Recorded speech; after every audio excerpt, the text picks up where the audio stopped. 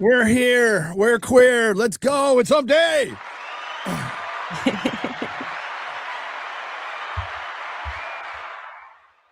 Chris Gore is on the casting couch right now, ready to go to. Dude, I'm at my aunt's place in Orange County, and I'm heading to San Diego right after the show. So there you go. And I'm doing a road stream on Film Threat this afternoon, so I'll be on the road. Yeah, do you have a driver? Yes. My lovely wife is going to be co-pilot. Oh, nice. She'll be driving. And I'll be complaining the whole way. Alan will be his co-pilot. Alan's the co-pilot in the chair because he's not coming until later tonight. He is. All right. Well, yeah. Alan been fucking on fire on Twitter. Oh my God. He's been so good. He's trying to get monetized on X, and you need like 5 million impressions in a certain period of time. He got 1 million over this weekend, just messing with people. I wish I could give him some of mine. He could have my sweet X money.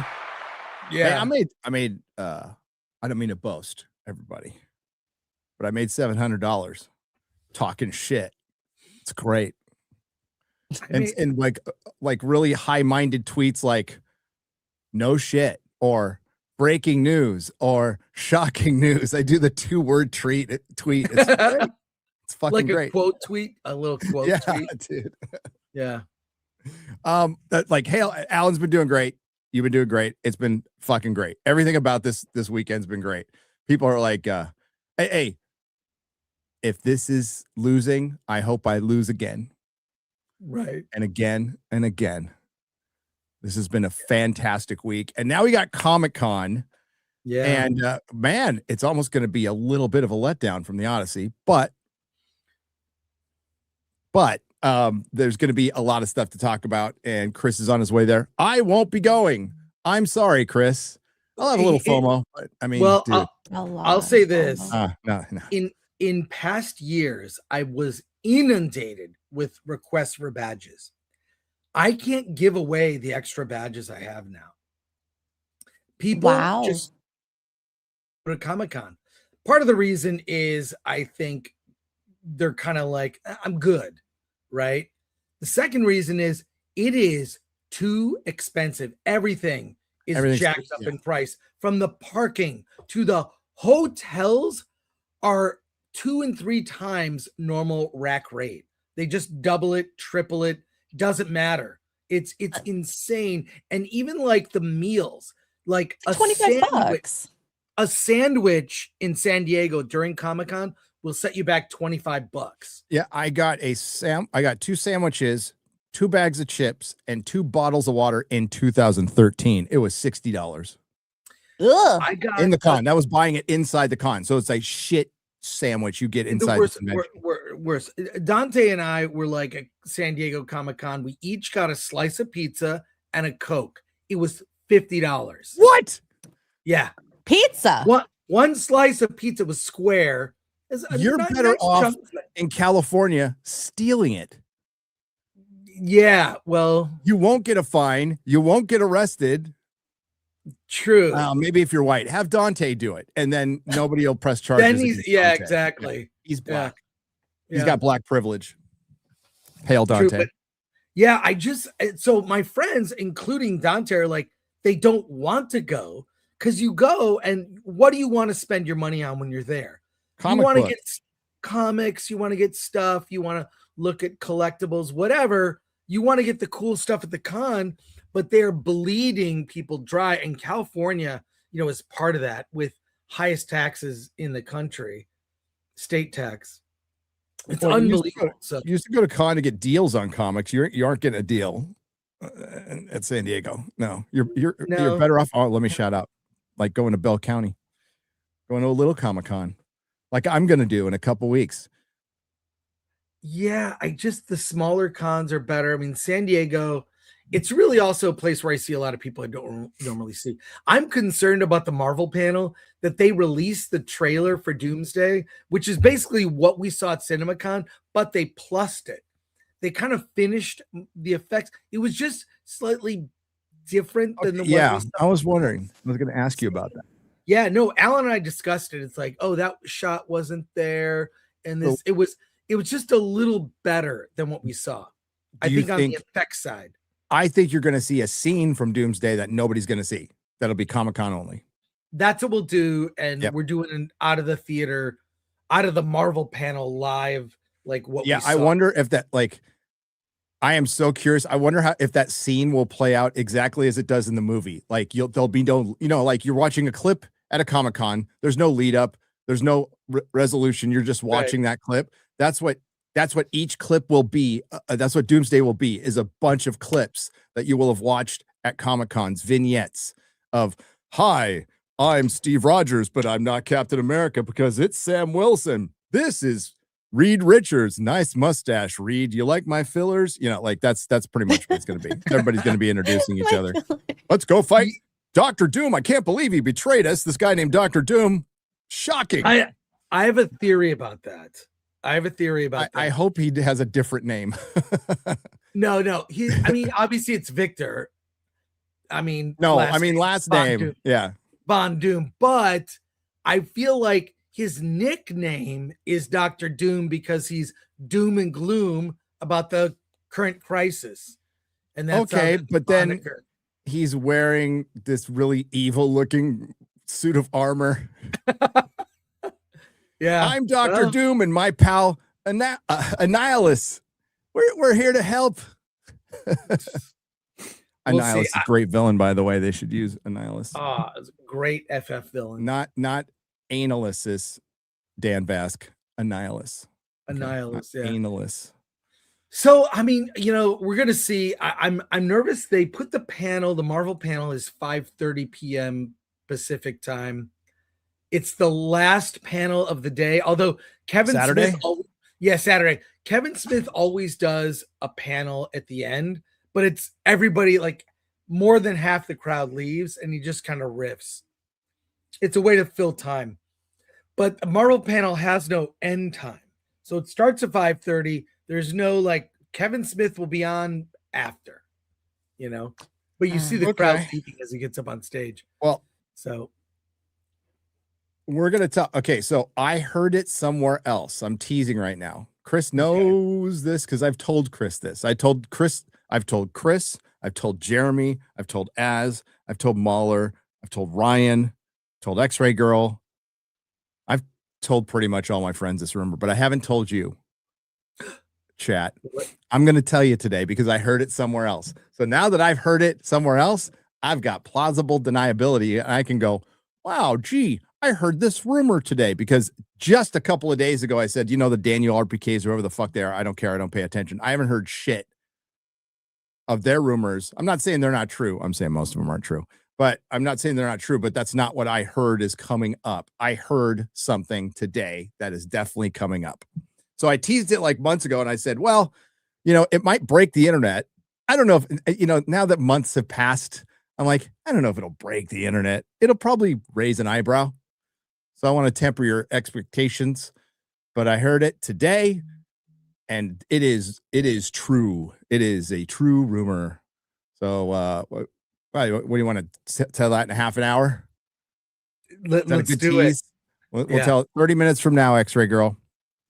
Okay. I will set a timer. Literally. Okay. Set a timer. All right.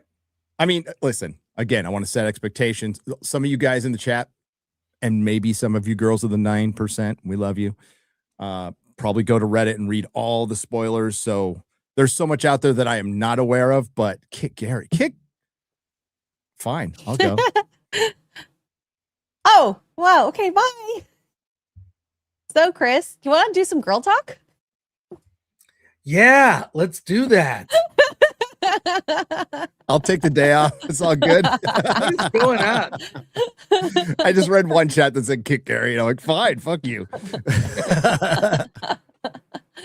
I kick myself. So yeah, we'll tell it in half an hour, and maybe I'll tell some more. Maybe I'll just get all the way in trouble. Probably not. I still wish you were coming to Comic-Con, but there's too. Really nothing. Like there's the 60th anniversary Star Trek panel.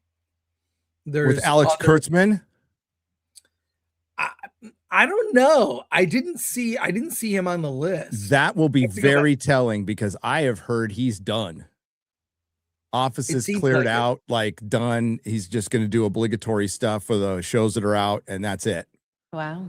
Not that it makes any fucking difference. Like Mhm. damage done.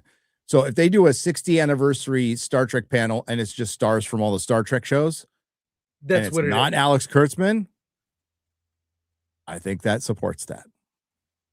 Yeah, it's like Battle of the Network Stars Star Trek edition. That's what it is, effectively. So it'll be like all the gay Star Trek characters versus like the olds. But Shatner's not going to be there. No, did you hear news about him? No, What? don't tell him. I Don't saw tell me if it's bad. I saw a post that he may have cancer. Oh. And I didn't have time to confirm it. It just was scrolling on X, but let me do a search now to Do a confirm. search. And I Yeah, will but tell you that Comic-Con is reaching the end in San Diego for whatever reason. It used to be they're called the hoteliers. So the people who run the hotels are like the people who own the casinos in Vegas. They run San Diego. San Diego's now a #1 tourist town. They can charge whatever they want, and Comic-Con happens at the peak of tourist season. So believe it or not, Chris, those hotels you're paying for, those are at a cut rate. Those are at a cut rate. Those are a group cut rate due to the convention. They could actually charge more for the hotel rooms in San Diego because everybody comes to San Diego in the summertime. And they have refused to expand the convention center at every turn. San Diego has been retarded, Republican or Democrat. They can't update their airport. They can't get it. It's a fucking miracle the Padre Stadium happened. Larry Lucchino is a fucking genius because he made something happen that cannot happen in San Diego. They don't build shit. They're just fucking stupid. And it doesn't matter, Democrat or Republican. So they've needed to expand the convention center for what, 20 years, 25 years minimum. They've needed to expand the airport for 40 years. 40 years they've needed to expand the airport or move it. It's too small for the city. Yeah, that airport's a joke. They keep spending it on the But homeless. William Shatner announces he survived stage 4 cancer with his daughter. That is crazy. And they're starting a podcast called No Time But Now. That's great. She runs his Twitter account, by the way. She's the one who blocked me. That's funny. Anyways, I just, with all the Bruce Campbell having mysterious cancer, when people make announcements, I kind of freak out. And so that's good. That's great. Good. And I don't care that I'm blocked by William Shatner. He is still my Capitan forever. I probably deserved it. Okay. Even though it was friendly fire, somebody else got me blocked, but it's okay. No hard feelings. I love the man unconditionally. And fuck cancer. So San Diego Comic-Con has the convention center needs to get bigger for it to be viable for anything now, because the city has gotten bigger, like a lot bigger. The problem is it's in California now. It is impossible. You can add the stupidity of San Diego and the impossibility of getting anything done in the state of California. And it's looking like this is it for Comic-Con. Contract runs out after next year. Correct, Chris. They got one more year. Yeah, 2027. They already announced the dates. It's the same time, third week in July. Yeah. But beyond 27, I don't know, man. Is it going to Vegas? If it does, it dies. It dies if it goes to Vegas. I know, like Campia was like, it's going to go to Vegas. No, it absolutely dies. It dies because the reason I think San Diego is so popular, because the celebrities from LA drive down to San Diego to appear there for, whatever they're promoting. Well, you could go outside in San Diego. There's like, you go in the gas lamp. There's other places. You go to the beach, the temperature. If you go into Vegas, like you're having a meetup in August. Like what kind of fucking idiot would have a meetup in Vegas in August when it's like 170 degrees? Oh, that's me. No. But no, there's nothing to do outside. And due to the restrictions from the casinos, you cannot advertise your con anywhere. You can't put it on a board. It's like it doesn't exist because the casinos want no competition. Plus, you're competing with casinos. So you're competing with things that directly take your money. That's, MegaCon is huge, right? And it's kind of remarkable because you're competing with all the parks that bleed you dry. And then you're also buying stuff. San Diego doesn't really have that until recently. Now San Diego's so fucking expensive. It is bleeding you dry. And I think it is affecting the con. And like, dude, I've been to almost 40 cons. Wow. I've been to a lot. Because I grew up in San Diego. So I went to a lot of the early ones, missed the years I was in prison, went right back the year I got back, missed a couple of years in between the comic shop when Brian Hibbs, fuckface, gave up my my retailing access. And I had to get back in and just, start buying tickets again and do the lottery. And I've got pretty lucky with that lottery. Like I always got a ticket. So like I'm okay missing it. It's weird because a lot of other people feel like similar to you. Like, why am I going? It's such an expense. And it's like, part of the reason is the exclusives to buy stuff there. You can buy those exclusives on eBay after, pay a premium, still cheaper than going to San Diego to buy it directly. So I just, I mean, I even question myself. My kids used to go every year. They would go. And now I ask them, do you want to go? I can get you a badge. And they don't want to. They're not into it.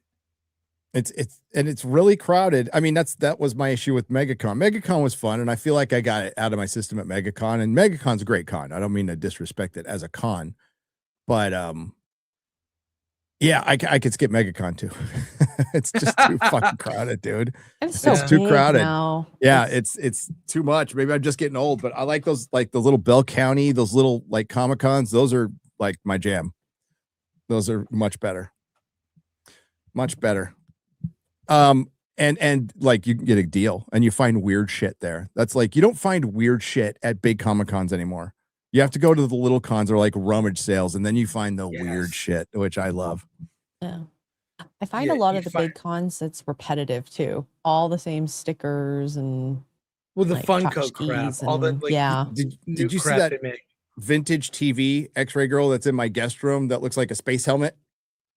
So that's what I got at a con. So it looks like a NASA space helmet. It's a ball TV. And it's got like antennas that come out. I found that at a small con. It fucking works. Little CRTV Dan would splooge over it. It's fucking awesome. I love stuff like that. Like finding like blister card black hole figures, that's stuff that that'll be tough to find. Dude, Clash of the Titan figures. Right. Fighting those. Oh, did you see? Not to change the subject, but that's kind of our ADD show today. Elon Musk is going to make a version of the Odyssey using his own AI. Yes. And make it accurate. Let me find. Yeah, I have it. Oh, you have it? Why doesn't he just fucking shoot it? So before this year ends, Grok Imagine will make a full-length movie of the Odyssey that is historically accurate and true to the art of Homer. You know what? Can I tell you? I'll predict it right now. I don't think it's going to be very good.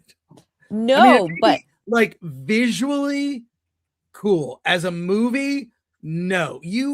A filmmaker has to be behind that.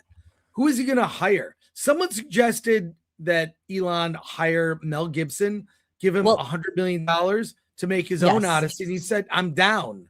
Yep. So I want Elon to give Mel $100 million to film an Odyssey adaptation with painstakingly historically accurate ships, armors, weapons, and casting, with all dialogue taken straight from the original poem and delivered in Homeric Greek. I think it would be an I mean, look, I'm down. I'll review it, I'll do a review of Elon Musk's The Odyssey.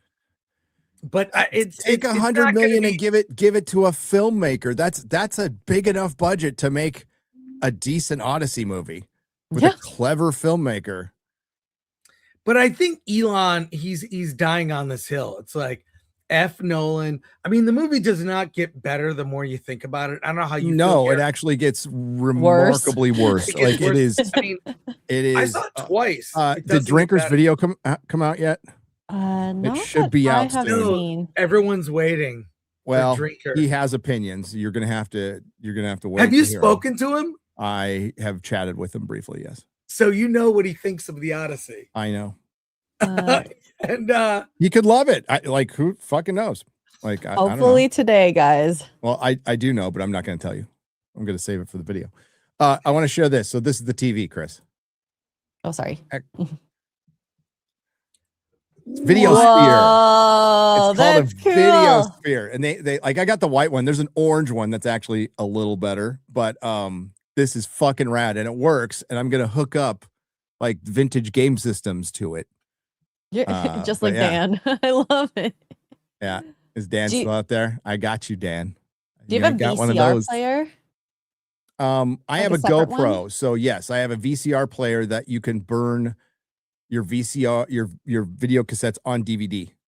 It's called a Video GoPro or something. I got it at Costco like a million years ago. Still got it, yeah. That'll be so cool to watch some. I have my home movies from when I was 14. Oh my god. I have like my basketball games and shit. My dad videotaped, yeah.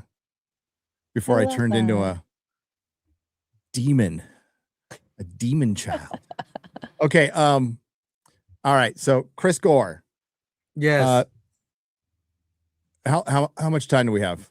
17 minutes. 17 minutes. So let's do Doomsday first, and that'll lead us into the rumor, and then we can talk about the Odyssey, which we're still going to talk about because holy shit, the fucking Odyssey, dude. Oh yeah, dude. Look at this. One of our viewers made this. Look at this list and go through it. This is everything Nolan. It's every cliche, long running time, overly complicated plot, non-linear narrative structure, practical effects, minimal use of CGI, A-list cast, big budget, hard to follow action sequences. We need to talk about that. Bombastic musical score, muddy sound, IMAX release, critical praise. The hard to follow action sequences. He was criticized for. So we're going to do Odyssey. Film. Sorry. Yeah, hold that thought for 2 seconds. We're going to do Odyssey now. This is for Perry. And then we'll do Doomsday. This checklist is so accurate. It's kind of it's a joke. It's a joke. But it's real. This is every Nolan movie. And the thing that I've complained about him, he feels almost it's completely necessary for him to mess with time. He time shifts, flashbacks, flash forwards, all that. That's his signature. That's his storytelling method. He did it with Dunkirk, and it was completely unnecessary. He can't tell a straightforward story. So he has to overcomplicate things by flash, forward, back, this, and it's unnecessarily confusing. I completely agree. And the fact of the matter is that I still respect him as a filmmaker and, but people are starting to see that the emperor has no clothes. And the fact of the matter is, if you want to start calling him greatest director of our era, well, I mean, he's great. Yes, in his style. But if you want to start throwing him in there with people like, like Spielberg. Spielberg has his style too, but Spielberg can tell a linear story. You know who could tell a linear story? One of the weirdest directors of them all, Kubrick. Yeah. You can tell it pretty straightforward. He tells it in the strangest fucking way possible. So I think Nolan is very, very good in his wheelhouse, like exquisite in his wheelhouse. And the Odyssey was way the fuck out of his wheelhouse. I mean, Hitchcock had a style. Kubrick has a style. Spielberg has a style, but his style is like, I'm going to do that. His tracking and zoom, like and some of the best framing you'll ever see in a film, like except in Disclosure Day, which was terrible. And Nolan needs to tell the sci-fi psychological thriller. I mean, like I'll line up all day to watch that. This was, hey, he took a big swing. I feel he missed on this one big time. Oppenheimer's, I respect Oppenheimer for what it is. Right. And it certainly deserved its awards and all that stuff. It's just not a movie I'm going to run back and see over and over again.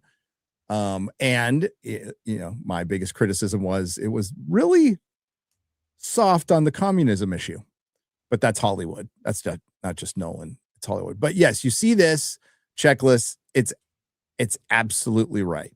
But to blaspheme Nolan is bad. There is a lot of people who will not stand for it.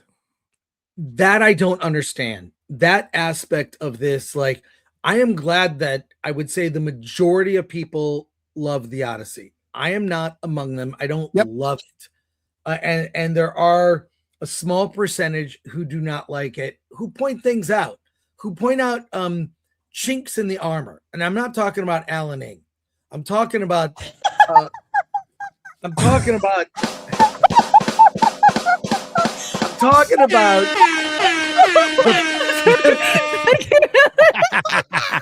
I am talking about Alan because he really didn't like it.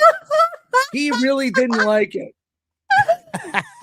But you can't, yes, is it a success? But I question, Gary. I question. Wait, pause. All right. I question. Here's what I question. Are people afraid to say they don't like it? That's what I critics are critics of professional corporate critics. Yes. I think they're afraid to say, God, I really didn't like it. I didn't. They all are repeating the same thing, and that's when I go, why does everyone sound the same? Like they cut and paste and they changed a few adjectives, but they're all saying the same thing. Well, this is why, as you know, Chris, this is a very nuanced, layered argument, because there's going to be, you take the culture war aspect out of it completely, and there still would be corporate critics who feel that way because it's Nolan, period. Yeah. And then you add the culture war aspect, which will solidify their position of, I'm not going to say anything bad about this movie. Disbrew pointed Grace's review to me, and it sounds like somebody who didn't like it but has to like it. Exactly. Yeah, and look, it's a cultural it's a cultural touchstone. To be in the conversation, you need to have seen it. So there's a lot of FOMO from people who haven't seen it of, well, I want to get in this is what everyone is discussing. I want to be a part of it. I'll do anything to see it. Have you seen these kids that snuck into the Odyssey? No. Let me share this short video. It's very short here. I found on X. Someone used an actual Trojan horse to sneak into the Odyssey. Look at this. That's clever. Two downstairs. Says it's downstairs. I think we made it past. Oh, go ahead. Thank you, good sir.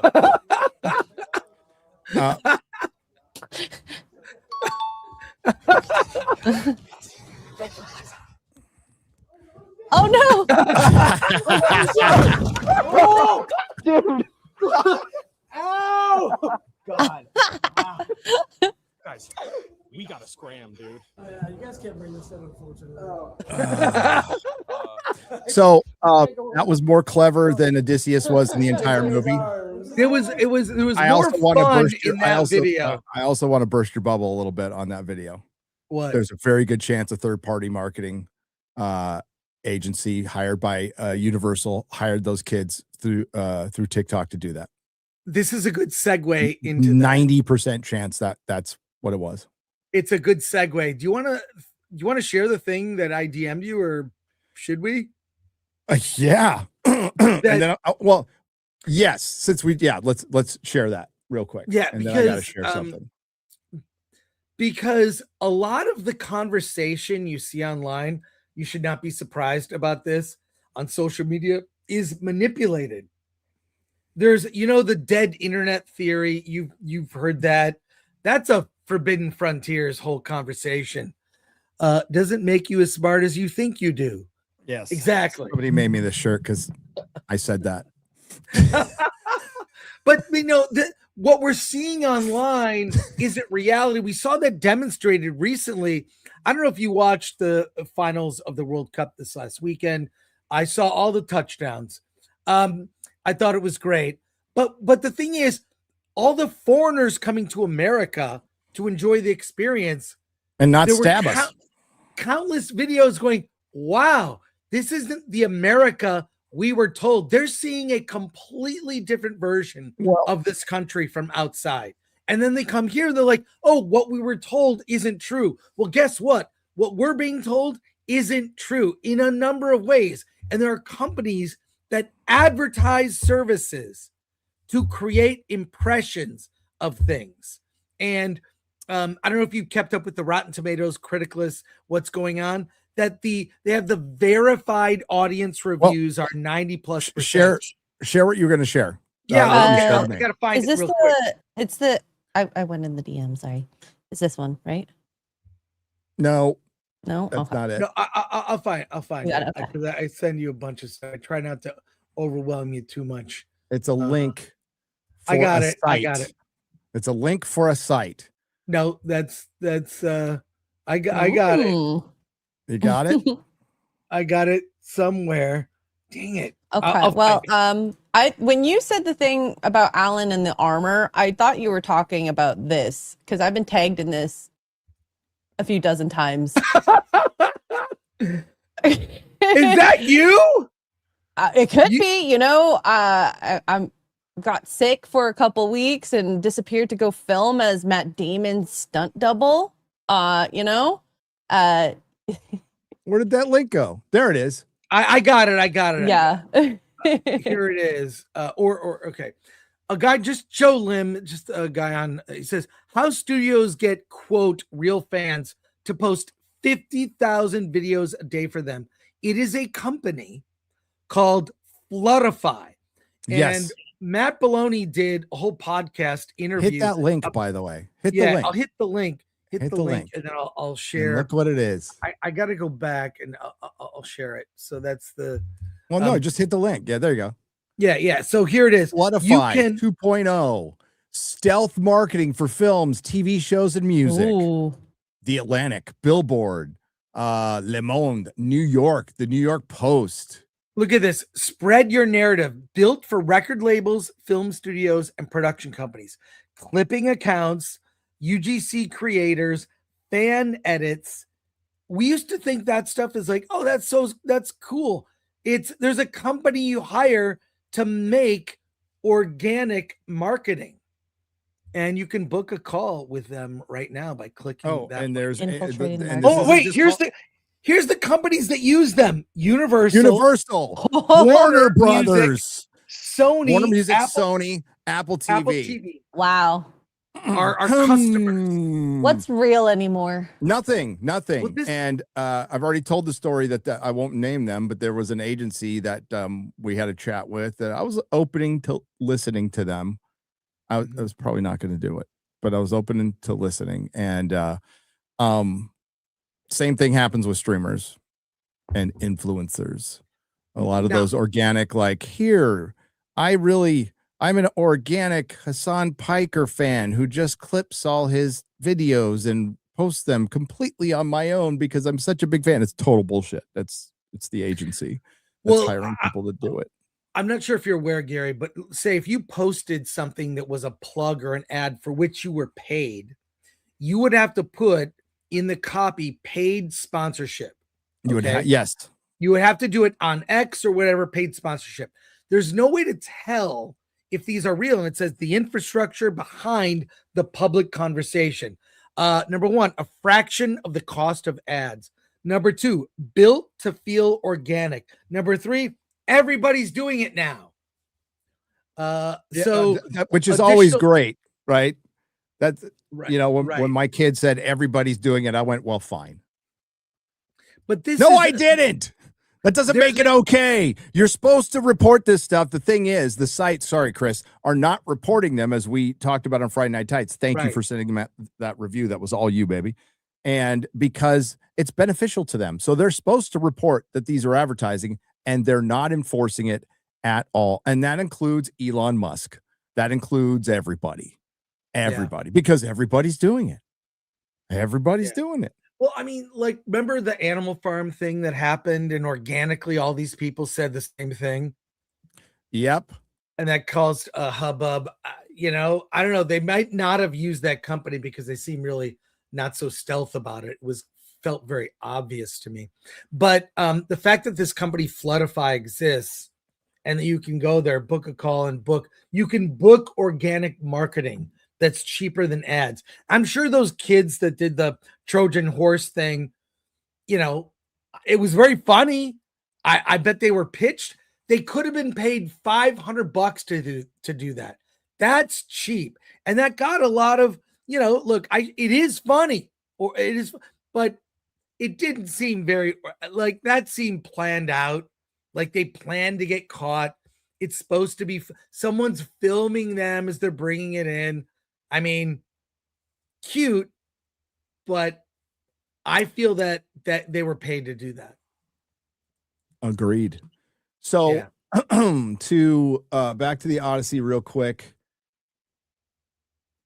Interesting clip went around yesterday of Emily Wilson, a name we have all invoked. I invoked a lot, but I made sure to point out in my video towards the end to say that despite, you know, I'm paraphrasing because I can't remember exactly what I said because I riff everything.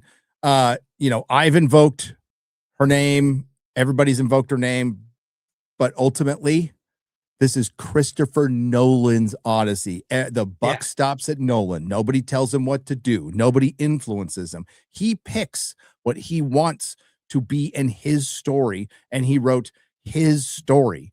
And it turns out the woke person thought Christopher Nolan went a bit too far. Oh, this is great. Let's watch it. What did you think about the film in terms of this notion of the Odyssey as an anti-war text? I mean, I thought I want to, you know, not spoil anything about the film because I know the majority of people haven't seen the film. I mean, the film has these flashbacks to the Trojan War. I'm not sure if I see it as an entirely anti-war film, but it certainly presents us with an Odysseus who feels very bad about certain things that he's done in war and is struggling to process them in a very, I would say, very modern psychiatrized way. And he's struggling to process them and needs drugs to do so for help with his recovery. Right. And he seems to feel bad about being a warrior, and we never actually get to see him doing much warrioring, which I thought in a way was a bit of a shame. I mean, we do get to see the boat, which is lovely, but I think in some ways, I mean, I was realizing, thinking about the film, there's a tolerance for ambiguity in the world of the Odyssey, which I don't think there exactly is in the world of Hollywood blockbuster action films. Right. And I think that's one of the big challenges for Nolan, right? Yeah. Is that he has to make the protagonist a likable all-American hero, Right. which is a real challenge if you're basing this on a poem where the hero is not necessarily motivated by romantic love or being a nice suburban parent, but actually he wants glory and he wants to get spoils from the sack of a city, which is, you'll see what Nolan does with all of that, but it's different things from what Homer does. Yes, it's very different. And she also, I don't know if it's in this interview, she mentions that she misses the gods. Yeah, the lack of gods and the toned down monsters, we'll just say. Very toned down. And what you're left with is, I mean, my biggest criticism of Troy was no gods, you know. It's kind of important. And I have the same criticism here, even if you kind of did a half measure, and it's because Nolan couldn't work them out in his head because like I said, it's like an atheist adapting the Bible. It's like you don't possess the imagination to make something like that. His mind is far too analytical. His mind is far too grounded to go into something with a sense of wonder. And if you're approaching a text or an adaptation with, oh, there's so many problems with this, you should not be doing it. Yeah, I Okay, agree. chat. Here. Are we ready? Was Athena in the movie? I mean, it looks like she is. But an argument can be made that she is just a PTSD delusion. And I think that's pretty much it. I think that's pretty much it. That's the way I saw it, that the gods were in his head. Yeah, the monsters were real. The gods were in his head. And Athena was mostly, as Zendaya as Athena was mostly doing this. Shame on you. Like the whole fucking movie. She's shaming him. So yeah. But even if let's just say that was the goddess Athena. There was nothing else. There was no Hermes. There's no Poseidon. Zeus was fucking thunder and lightning. There's no mention of Circe's relation to either the Titans or the demigods, or Calypso's relation to the Titans or demigods, and nothing. Every translation has its different slant, but the overall reason for the Trojan War, aside from just Helen, was Zeus trying to orchestrate decreasing the surplus population and decreasing demigods too. Like there's too many, I don't know the term demigods, but like Titans. Kind of like in the Bible when God sent the flood to get rid of the Nephilim, something to that effect. So it was just really grounded, and it's doing great. It's doing absolutely great. But the comparisons to The Last Jedi, I think, are really accurate. I think there's a certain people who like the movie for what it is. There's a certain people who like the movie for political reasons. There's certain people who don't like the movie for political reasons. But what you're left with, if you try, which it's impossible for me. I'm not going to sit here and say I don't have my bias. We all have our bias. But if you try to just separate all those, I think you really just have a boring movie on your hands. Like a boring movie that lacks any imagination or wonder. It's very dry. It lacks levity. The scenes that are funny aren't supposed to be funny. Like the Lystragonian scene. I haven't posted it yet. I put some Benny Hill music to the Lystragonian scene, and it's fucking hilarious. That's great. It's fucking hilarious. One last thing on the Odyssey from me, Gary, is I don't know if you've seen this video. I could share. It's like 30 seconds. This is like the Odyssey people wanted to see. This could be the thing that Elon Musk is going for. But check this out that somebody made. Look.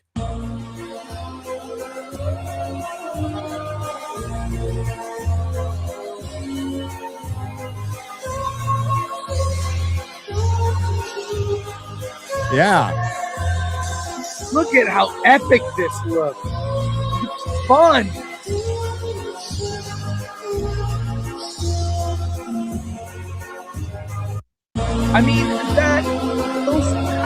Look at that visually. Just Nolan's take is so dry.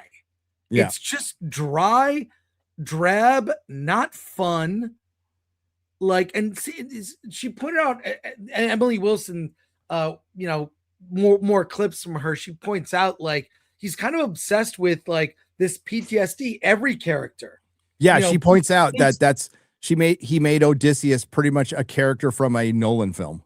Yeah, exactly. All his characters are Nolan characters. Look at that Cyclops. It's just so bizarre. Looks and more some of interesting. all this other imagery is just crazy, wild fun. That's like if Clash of the Titans had like unlimited budget. Look how lush it is. Wow. It's like old Hollywood. Like I'm looking at this going like, that's the Odyssey. That's You know what it we wanted. is? The contrast between the scenes and the characters, whereas I feel like a lot of the actors blend into the background. And so you're Yeah. focused on these people, and it looks way more interesting, of course. And you know, I am a Nolan fan. Watched him, you know, come up from an indie filmmaker to the heights that he's reached. But the thing, he never really does romance well. Romance is No. something that's sort of beyond. I mean, Maggie Gyllenhaal in The Dark Knight. You are beautiful. Oh. But Then like, Batman giving up for her? Come on, give me a I know, it's just break. like all of his characters are kind of the same. They have a tortured past, and he's obsessed with that idea, and misses like he's unable to that heroism that you really need, that romance. Look at that image right there. We got nothing like that in the Odyssey. It's like pull all the desaturate all the color, and that's what we got. And just that little 30-second thing is what could have been. It's an easy way to force drama. Now, I like Christopher Nolan is leaps and bounds better than the people I'm going to bring up. Okay, so I'm not trying. They're not on the same playing level. It's not even fair. But I do hold Nolan to a higher standard, right? Yeah. But one of the easiest things to force drama is to reset things or destroy things in the past and have somebody getting over a tortured past. Although I think it would be far more inspirational to see the person who's gotten over the tortured past and has gleaned some wisdom from it, and it makes him a clever protagonist. But you know, in sequels, all the time, particularly in the 80s, like the guy would get the girl, and then in the sequel, that girl would be gone. They even made fun of it in Austin Powers. Yeah. And Alex Kurtzman again. I don't want Nolan is a cinematic god compared to Alex Kurtzman, who's crap. But Alex Kurtzman always has to have the universe ending or the Federation being destroyed in some way. It's just an easy way to force drama, right? Yeah. It's kind of a cop out. But well, you know, and then yeah, there's a supposed I don't know the details on the Rotten Tomatoes thing. I did look, and there is a site, and without a doubt, Rotten Tomatoes has fixed its audience score for movies. Okay, for movies, we need to make that distinction. For television, you can still go on there and leave whatever you want. But for movies, you have to, it's through Fandango, you have to prove that you saw it, and then you have to, and believe me, the studios are hiring third-party companies to go through that process to gas up the reviews. That's why go look at the audience rating for the Marvels. Go look at it for Cuties. Go, or not Cuties. What was the shitty movie? Disbrew just put it up. The Woman King. Look at the audience score for the Woman King. It's like 98%. Which is insane. Which is insane. For that movie. So, and that was from Captain Marvel. They fixed it for Captain Marvel. If you go to Metacritic, it's at 5.1. It's 8.4 on IMDb, which is still a little gassed up because it's owned by Amazon. I think Criticlist has it at probably, I think last time I checked, it was around the same score as Metacritic. But listen, it's a hit movie. A lot of people are seeing it right now. Who knows how much legs it has? And then the debate will be if it's profitable or not, and Nolan getting his 20%. Apparently, I heard Odin today. Apparently, it is off the gross, which is the craziest deal I have ever heard. But I can see Nolan getting that. The fact of the matter is, it's still going to generate a lot of money at the box office. We can argue if it's profitable or not. And if it goes past $1 billion, then it's profitable. How profitable? I don't know. This is the most expensive Nolan film ever made. And they put way more marketing than they're reporting, in my opinion. And this film will be hotly debated until a few years from now when people look back and went, it wasn't his best film. That's what I think. I think you really need the perspective of time to where this fits, you know, where it fits in terms of his. I mean, I think it's mid Nolan, if you ask me. at best, and it doesn't age well. Having seen it, how many times you watched it twice before your review? Yes. You saw it twice. Yeah. Yes. So did I. I mean, there was initial out of the theater. I was like, well, there were parts I liked, but I'm kind of mixed on it. But nearly everyone I saw, I'm like, you start to question yourself. I felt that way about like Force Awakens. Like That's how I felt. Yeah. Why did I hate that movie? And everyone seems to love it. I question my own reality. At the time, I'm like, maybe just life has passed me by, you know? Yeah. Maybe I'm just not getting it. But now it feels like with that company like Floodify, that they are, manipulating. You don't think that happens not just with movies? You don't think that happens with politics and what people think about issues? Like there is a whole. That's where they got it from. We are the most propagandized we've ever been in our history. Oh yeah. Oh yeah. From social media, from just from everything, and it's all the levers can be manipulated. Well, you were talking about how people perceive America. I never took that seriously. And it wasn't because of the World Cup. It was when I started talking to not naming names, liberal friends who are not in this country and how they perceived America. And like, listen, we had a good conversation, and I would say that's not how it is here. It is just not. Parts of it, but it is not how the whole country is. There's a, especially the way that Hollywood portrays middle America. That's how the world sees it, right? And it's just middle America is one of the nicest places. Like that, you will meet the nicest people in the fucking world. I mean, middle America. If you only watch Hollywood movies, there's an assumption that if someone has a Southern accent, they are racist. Yeah. Oh yeah. And that came from Hollywood. Yep. And that's not my experience at all.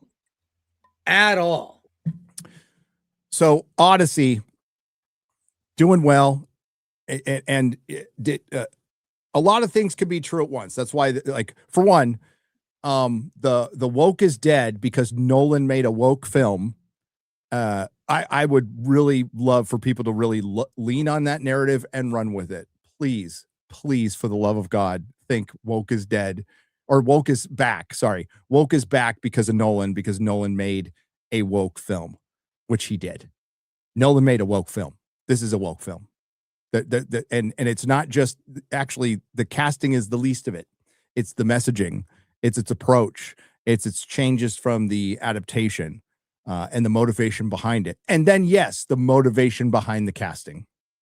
100%. And Chris, well, Elliot Page, nominated for Best Supporting Actor. That's happening. It's happening. There will at least be a campaign mounted. I can't say if it's going to happen. A campaign will be mounted. Best Supporting Actor Elliot Page. Also, I don't know what the Best Supporting Actor other performances are. I know the year that that one movie, that woman was nominated for actress, or that trans person was nominated for actress. Amilia Perez. She really knocked out other people that were deserving.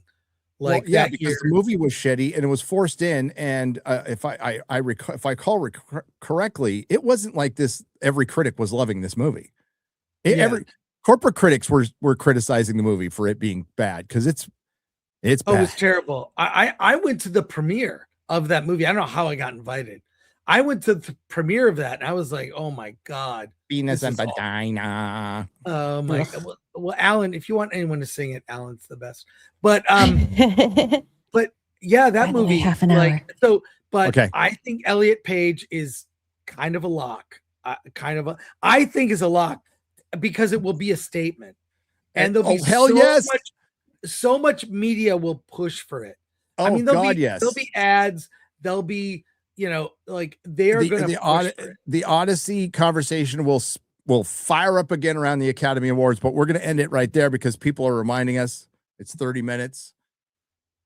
So Doomsday, I got to do a little lead up, so it's going to be a couple minutes, but Doomsday, the tickets went on sale for Infinity Vision, and listen, it worked.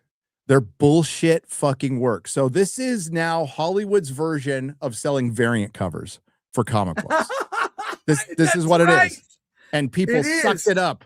So what happens is when a industry is in decline, what it does is it charges more to fewer people. So ticket prices are up, and then you create, because they got kicked out of IMAX because of Dune. They came up with this infinity vision. And I'm sure there's people out there in the world who think, man, they must have built special theaters, or this is a special something or other, or they have a special film or a special projection. No, it's a premium theater in a theater. But the thing is, it's one theater within a theater. So they sold the infinity vision, which is like your 4D or your D box or whatever the fuck they're called, your one nice theater in your theater. And they're all sold out. Well, that's because they're selling out one theater per theater. And they hyped it up, and they are sold out.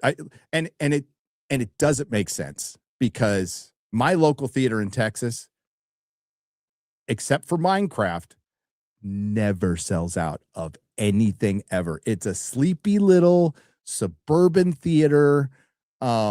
And the fact that it's sold out, just I automatically sus, but whatever. Let's just say it really did. So it sold out 2 showtimes. Now there will be 10 more showtimes at that theater, but they sold out 2 showtimes. They're gone. In the Infinity Vision, which is just a fucking nicer theater that they're charging you more, that they're labeling Infinity Vision, and by God, it fucking worked. They're selling out everywhere, but it's gaming the system. It's total fucking bullshit. And listen, that's what Odyssey did it too, but at least they filmed it in IMAX and put it in 70 millimeter, and you are getting something special out of that. But they did it too, and that's what led to that very big opening weekend. And some of those prices are double your normal ticket price. So they're charging fewer people a lot more money. And that's exactly what they did in the comic book industry. The problem is the comic book industry is dead because you're not doing things to actually innovate your industry. You're coming up with gimmicks to game the system. And when you're doing that, you're not innovative. You're past maturity, and you're on the decline. You're on the decline. The AMC Burbank 16, where I got Avengers tickets for 2 different showtimes as a backup, not sure which, because I haven't got my Dune tickets yet. So I'll probably see Avengers at like 2:00 and then Dune at like 7. But anyways, they're just the regular theater. They're not even 40X, Gary. They have a screen called the Dolby Digital. The Dolby Digital is, quote, branded Infinity Vision, and their prime screen is branded Infinity Vision. And the only thing about those theaters, they're not IMAX size screens, but they have the recliner seats. Is that part of it? How is it certified Infinity Vision? What are the metrics? It was some bullshit to get around. That's what I'm saying. IMAX. Yeah. I think it's a BS metric. It is, and it fucking worked. It worked. So the thing is, even if it was an IMAX, you saw the trailer? Would you want to see that bullshit in IMAX? It'll look fucking terrible. It will look terrible. Yeah. So Kevin Feige came out and said he is not going to reboot. They're not rebooting the Marvel Cinematic Universe. They're resetting it. Okay. They're resetting it. Post Secret Wars. You guys have all heard the spoilers from Doomsday. They are all correct. What you haven't heard is what happens post Secret War. I am of the belief they should do a hard reboot. They should recast everybody. That's not going to happen. There's a rumor out there. I hinted to it a couple of days ago in a stream that Robert Downey Jr. will not be playing Dr. Doom after this. Robert Downey Jr., this is a rumor I totally heard from somebody else on the internet. Robert Downey Jr. will be returning to play Iron Man. What? That's the rumor that I heard that I can go, Okay. Robert Downey Somehow- Jr. will be returning to play Iron Man. I doubt this shocks anybody. But the first question I had was why? He's in his 60s. Yeah. And how they approach that and stuff. I know, but I can't say. But Robert Downey Jr. will be returning to play Iron Man. So a variant of Tony Stark is coming back into the No, MCU. it is not a variant, as far as I know. So does he return in Secret Wars? Is that Listen, I've heard this from more than one person. is So, it does this yeah. happen at the end of Doomsday? No. There'll be an Iron Man movie. Okay. Did they just not?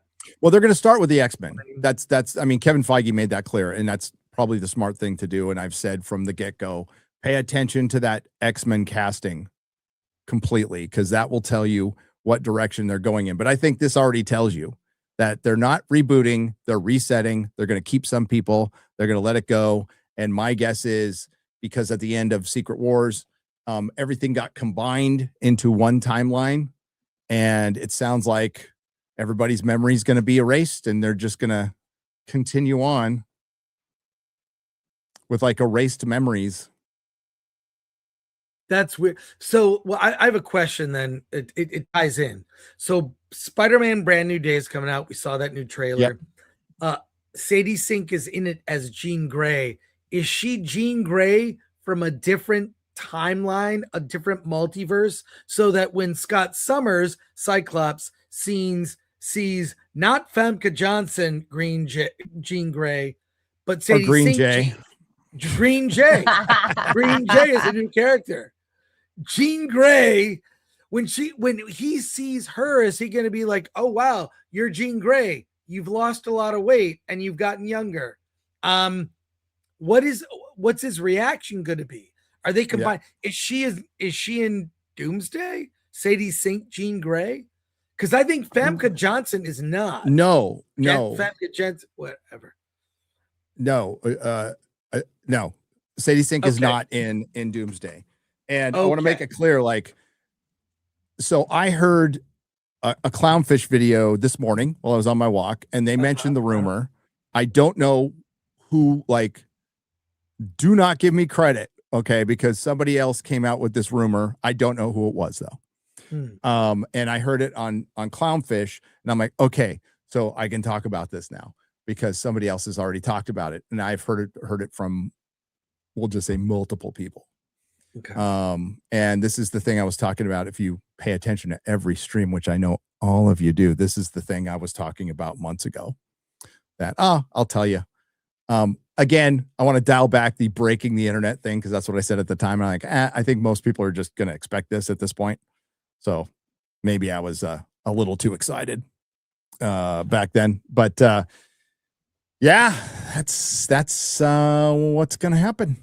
Do you think real quick, do you think that the Marvel Hall H panel at Comic-Con, they'll announce Downey coming back as Iron Man, and that'll be the big, because we've already seen the trailer. They're doing a panel for a little over an hour. It's the last panel, so it goes over. They're gonna have to they're gonna have to show more than the Doomsday trailer. They could again. Could they announce what's beyond Doomsday? Like, I think that's a possibility. I think it would be more likely they announce some X-Men casting first, but like, who knows? Like, who knows? Maybe they do. I was surprised, as you know, Chris, when they were going to roll with Downey at Comic-Con, because I thought they were going to for as Dr. Doom, because I thought they were going to sit on that. And that's another. I mean, I knew that one too, and I told all my friends. I did, but my friends are good and they keep their mouth shut. Yeah. So that's I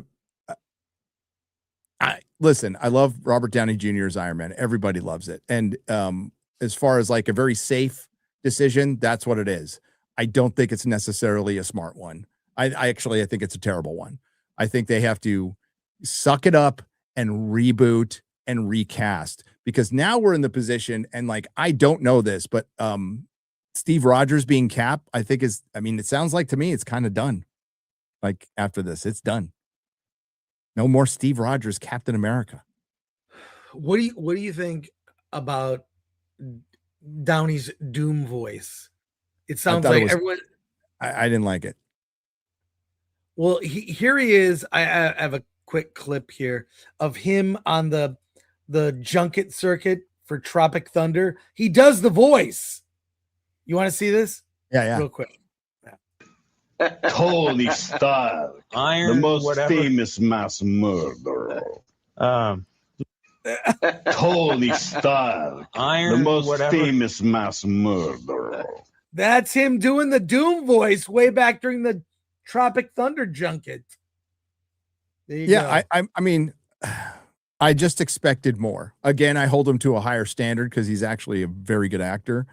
And yeah, it's kind of like the Thing voice. I was underwhelmed with the Thing voice. It needed to be like gravelly, because he's rock.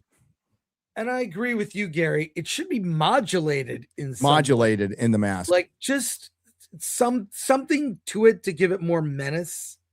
Well, Darth Vader is based on Dr. Doom. Yeah. What's really awesome about Darth Vader? His modulated James Earl Jones voice. Yeah. So yeah, Robert Downey Jr. coming back as Iron Man eventually. Again, they're starting with Fantastic Four and with the X-Men. And then they have all kinds of other problems. You're going to stick with Pedro Pascal, who's terrible as Reed and 50, and Vanessa Kirby, who I like, but she's gotten a lot of work done now. She's 40. So you want your franchise to last 10 years. So she'll be 50 and he'll be 60 when it's done. Oh. They're too old. I'm not saying they had to be 20. I say there's a happy medium. Maybe make them 35 when you start out. And also, what are you going to recast Dr. Doom? Like, you just took your best villain and basically took him off the board for a gimmick to get people back so you can have Robert Downey Jr. play him. I would rather, and I think most people would have rather had somebody else play Dr. Doom. Yes. Like Mads Mikkelsen was always that would be such a great choice. Yeah. Yep. He's got that menace, Like, so I think they're cooked. I think it's a half measure. They're afraid to fully change, and they're going to stick with Kamala Khan and certain things. And I think they will get rid of some. I think some are done. I think Hawkeye. I think Shang-Chi's got it kind of done because he's awfully lippy online. Oh my God. Did you see him, Simu Liu, getting all upset? They said recommended viewing before you see Doomsday, and Shang-Chi was not on the list. Poor Simu Liu. Remember when he called me out and others for saying his movie flopped, which it did? Oh my God. No excuses. If you don't have time to revisit the entire MCU, Marvel dropped a suggested watch list minus Shang-Chi, Deadpool, and Wolverine, in my opinion, and Loki on this. And then they put Infinity War, Fantastic Four, Thunderbolts, Wakanda Forever, Thor, Love and Thunder. What's the one below that? X-Men. The first X-Men, Endgame, and Age of Ultron for some reason. And then Simu Liu's like, typical. Oh my God. Who's gayer, Simu Liu or Pedro Pascal? Simu Liu. I don't know. That's a lot of gay. That's a lot of gay. I think it's fucking hilarious. The most hilarious criticism came from China when they called him ugly. They don't hold back. No. So Doomsday, listen, the outside of Batman and Spiderman, the superhero movie is done. It's done. You'll always be able to sell Spider-Man, and they even fucked that up a little bit, but people still like Andrew Garfield. But the like Amazing Spider-Man is fucking terrible. That is a terrible movie, co-written by Alex Kurtzman. And even the Batman, the Batman didn't light the world on fire. Not with me, for sure. But you can't say it lit the world on fire, and its sequel is coming out 6 years later. But you could still make Batman, and yeah, they're going to have to do like one-offs. And then Kevin Feige admitting that he's a loser for not being able to do a fucking Blade movie. I mean, that tells you everything you need to know. If you can't do a Blade movie, you're and then Kevin Feige invoking the comics when it comes to Secret Wars is unbelievable, because he got outed by Bo DeMeo and others, by the way, behind the scenes, of being very much against the people who are comic fans. Because Kevin Feige, the whole, like, he was a comic fan, that was a myth. That was a myth probably started by Kevin Feige. Kevin Feige, in truth, based on what I've heard, is either a bigger Star Wars fan or a bigger Star Trek fan. He's a big Star Trek fan, to the point where he wanted Disney to buy Star Trek at one point, and then Disney said it wasn't worth it. They're right. How much time do I have? Enough time to tell the Ant-Man story? Let's hear the Ant-Man story. 20 minutes. Hear the Ant-Man story. I think I might know what this is, but go ahead. Oh, you've heard it. You know who we heard it from the same person. Oh my God. It's a brilliant story. So let me get all the, why am I blanking on her name now? Wasp. Oh shoot. Wait, we can put together her face is in my head. Oh my God. I'm going to IMDb it. So Evangeline Lilly. Evangeline Lilly. Yeah. Okay. This concerns Michelle Pfeiffer and Evangeline Lilly. And who was the director was Peyton Reed. Okay. Peyton Reed. And this is on Commie Mania. There was a disturbance on set between Michelle Pfeiffer and Evangeline Lilly over COVID restrictions. So I'm going to side with Evangeline Lilly on her position of COVID restrictions 100%. 100%. And she got really upset. And apparently how it goes is Michelle Pfeiffer tried to calm it down by going, listen, I understand your position and I respect it, but we still have a movie and these are the rules. And you're going to, I'm not telling you what to do, but you got to stop shaming the crew or whatever was going on. I don't know if that really happened, because it probably comes from a perspective of conform, right? So I'm going to show all my respect to Evangeline Lilly for standing her ground on the COVID restrictions. But what happened was after that, Chris, correct me if I recount this wrong. She got in her fight with Michelle Pfeiffer. She's Evangeline Lilly stormed off. Peyton Reed followed her, like touched her on the shoulder, and then she decked Peyton Reed and injured him. He got injured badly and had to, it was, I think it might have been accident. It wasn't intentional. It was an accident. Yeah. She didn't mean to, she swung around and it knocked him over. Yeah. Then it injured him severely, severely. Yeah. So, that's why Ant-Man is dying and the fucking franchise is done, is that happened. And, she won't be back for sure, but that's. Yeah, it's kind of sad. It's weird because another thing I heard about, we've heard lots of rumors about Avengers Doomsday being a mess. I hear that, so I've heard some revision to that it's too big. They're trying to cut to a running time. And you probably heard Rob that from Burnett. Yeah. Rob said that because he read the script. He said the script as written is 3 hours, 15 minutes. The runtime they're trying to meet is 2:45. You're going to cut all the character stuff in the beginning. That's the fun stuff that establishes and makes you care. That's all going to be gone just to cliff notes it. That's why did you feel that beginning of the FF movie was just so rushed? Oh, because they cut a bunch out. Yeah, exactly. They cut out John Malkovich. Yeah, a whole action scene at the beginning. So that's why here I think, and what I also heard addendum to that is there are egos involved. When Yes. every actor who got involved in the MCU was not big. Downey was like washed up at the time. Chris Evans was not a star.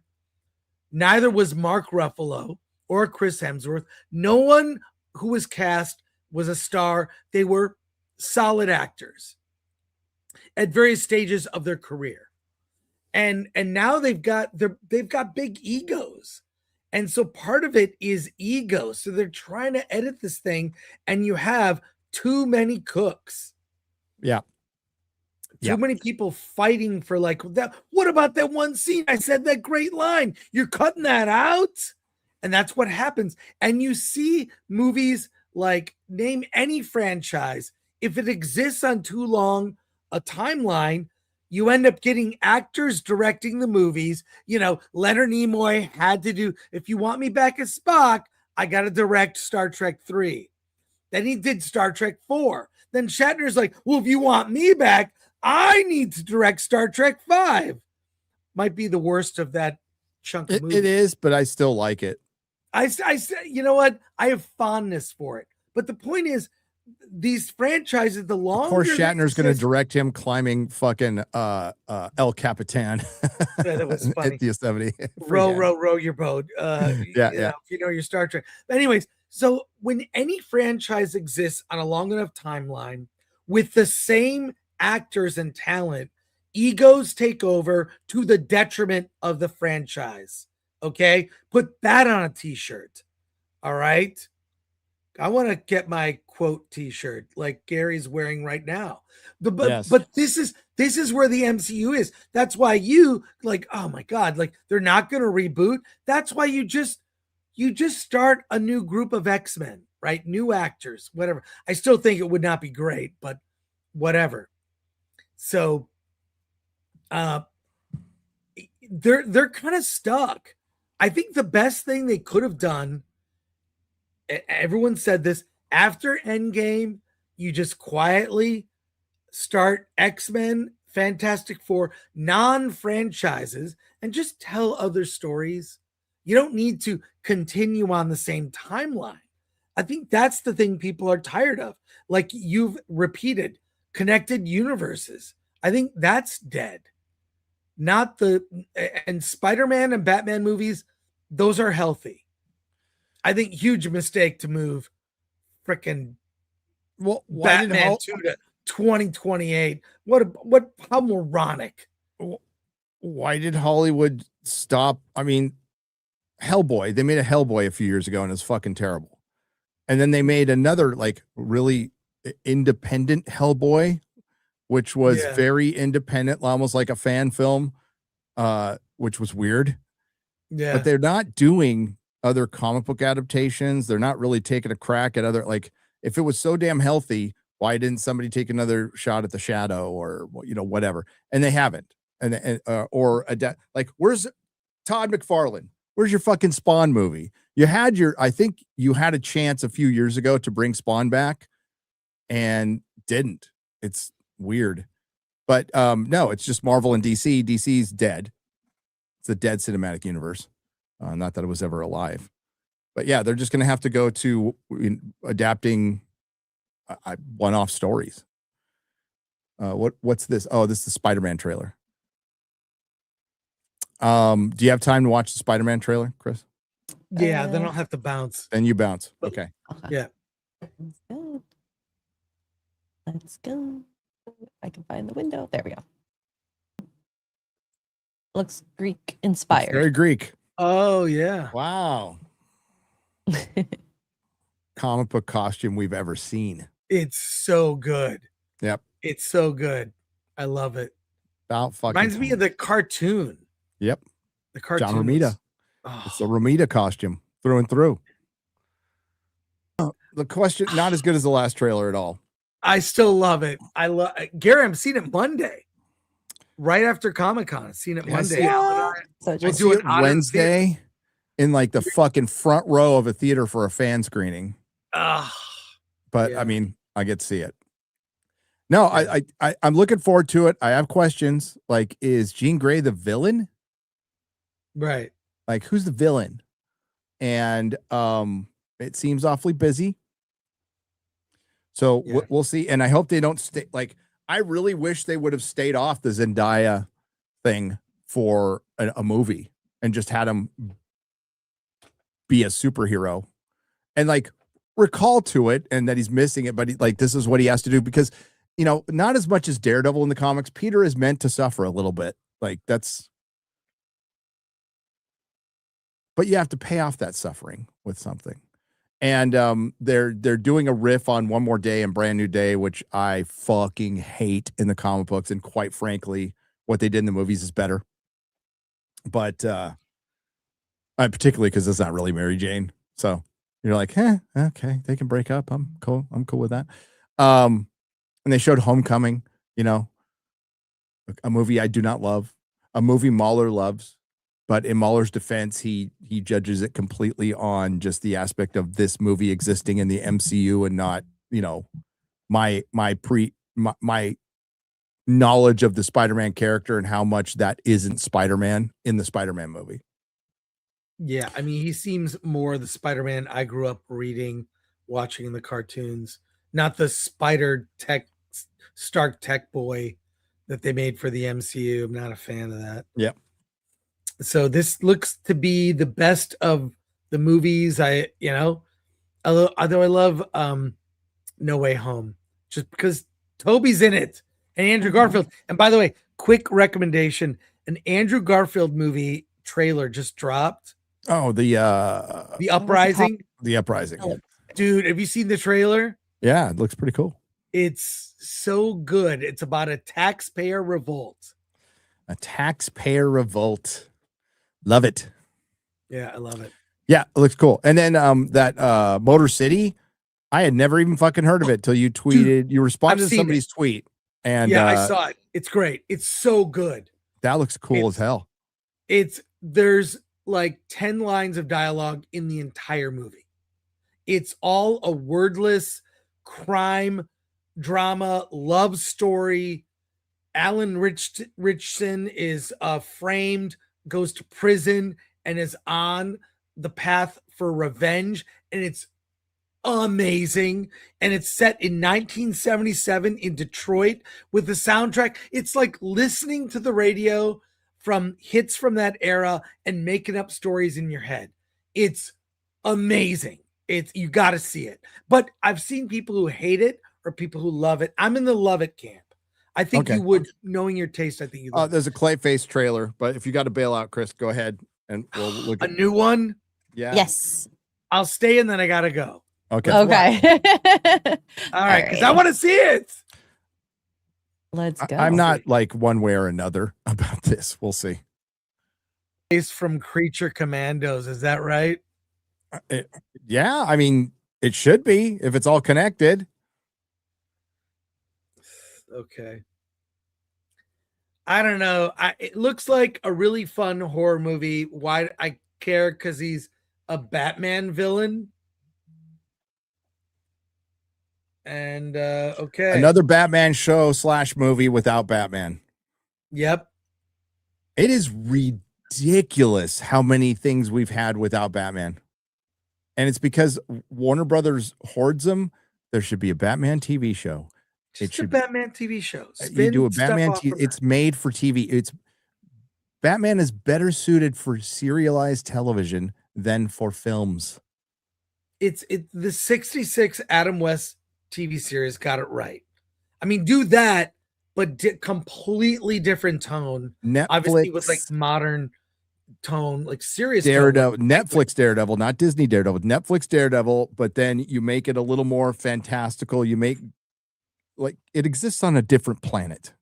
Like it doesn't exist on Earth. So Gotham has to be this character. Like the Enterprise is a character in Star Trek.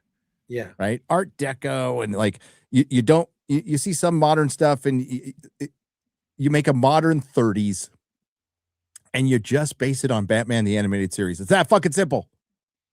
It's that simple. The animated series was so good. so good. The way they brought in different villains and you saw their origin and it connected. It was great. No, it's great. So, Chris, you will be at Comic-Con. You're on your way now. You need to go so you beat that traffic. I gotta get on the road. I will be. Well, we will be doing a Hollywood on the Rocks. I'm probably gonna be in a car. So I'm in a car. I'm in Car a car. video. I think Angry Badger is guest co-hosting because I'm in a car and I will make sure to show the nuclear boobs when we drive by them down San Diego. I'm gonna show that. I have to admit, Angry Badger doesn't ever really seem that angry. Oh, you should have seen him and Rob Burnett going at it. For what? Over what? They were talking about the Odyssey. Of course. I don't know. I loved it. It was a great conversation. Two people who disagreed. One felt one way, one the other. Like, why is that hard for some people?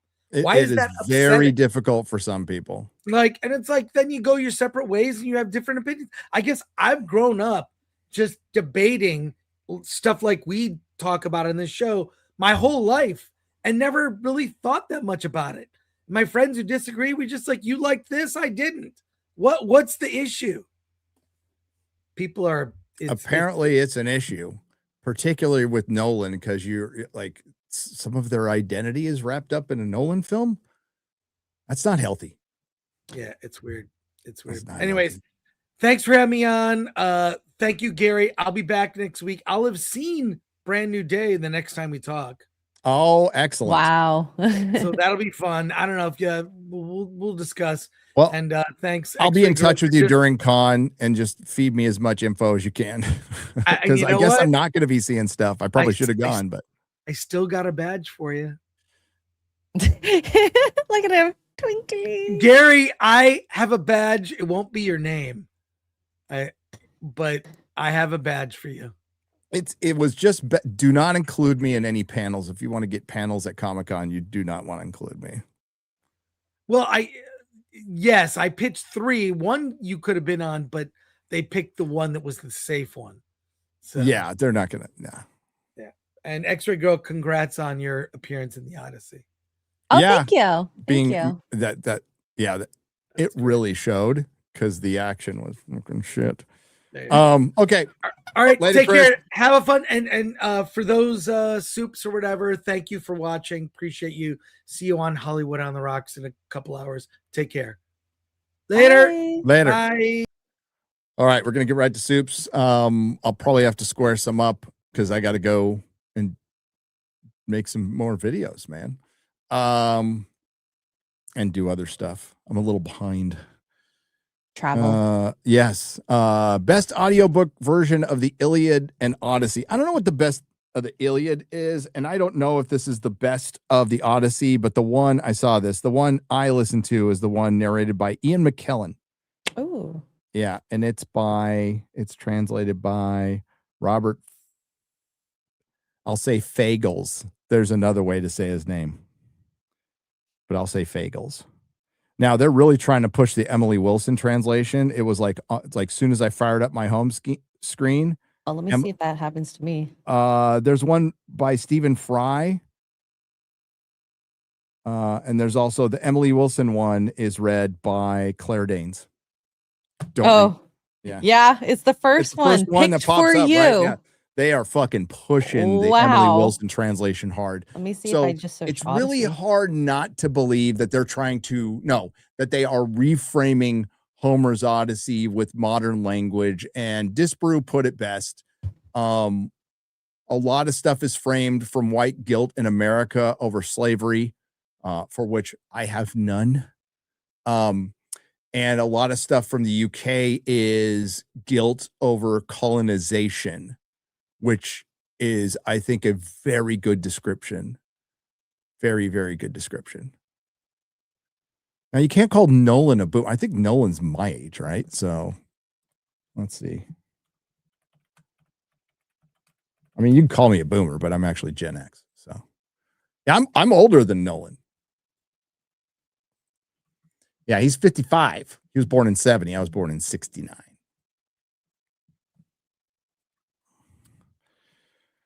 The Odyssey. Oh, by the way, Tasku Right. Thank you for the $2. Theo's Primus for $5 says the Odyssey was pretentious and boring. Nothing epic about it. They could have called it inspired by the Odyssey. Yes. Are you and Alan going to see Brand New Day early, Chris, at Super Friend Man? He answered that. Yes. He's going to see it Monday. He'll do an out of theater review. Hail all. Saw the Odyssey. Epic Mike is 100% right. All the cinematic feels, but it all falls apart. We're Greeks. Audible laughs in the theater. There were for me too. There were for me for that scene and Elliot waddling across the beach. People were chuckling for that too. Needed a different director, writer. Live long and prosper. Live long and prosper, Big Worm. Thank you for the $10. Thank you for the $10. I know you guys rag on JJ, but please give Fringe a watch. Incredible sci-fi show. I've watched Fringe. With one of the best final seasons, a great father and son story. That's the heart of the show. P.S. Get Dave Cullen on FNT. I've wanted Dave Cullen on FNT forever, but it's always been like he's busy in a time issue. We'll try again. Let's reach out to him again. Okay. Because I'd be willing to even start the show like an hour earlier to accommodate him. Dave Cullen is instrumental in the growth of my channel, where like you can get shout outs all day long. It's what you do with them. But he gave me and Bulls Trek a shout out many years ago. And it was very helpful. And yeah, and I love that Ginge. So yeah, I'd love to have him on. Go subscribe to his channel, both of them. He's got them both back now. Computing Forever and the Dave Cullen Show. Kenneth LaRocca has been a member for 74 months, and another month has gone past. Hello, Gary, Chris, X-Ray Girl, and chat. Hi. Hello, sir. When will you have a meetup 5 minutes away from Chris's? We did 1 year. Yeah. It was like 2-3 years ago. My first time in LA. That was your first time in LA. That's right. Yeah. It was fun. It was fun.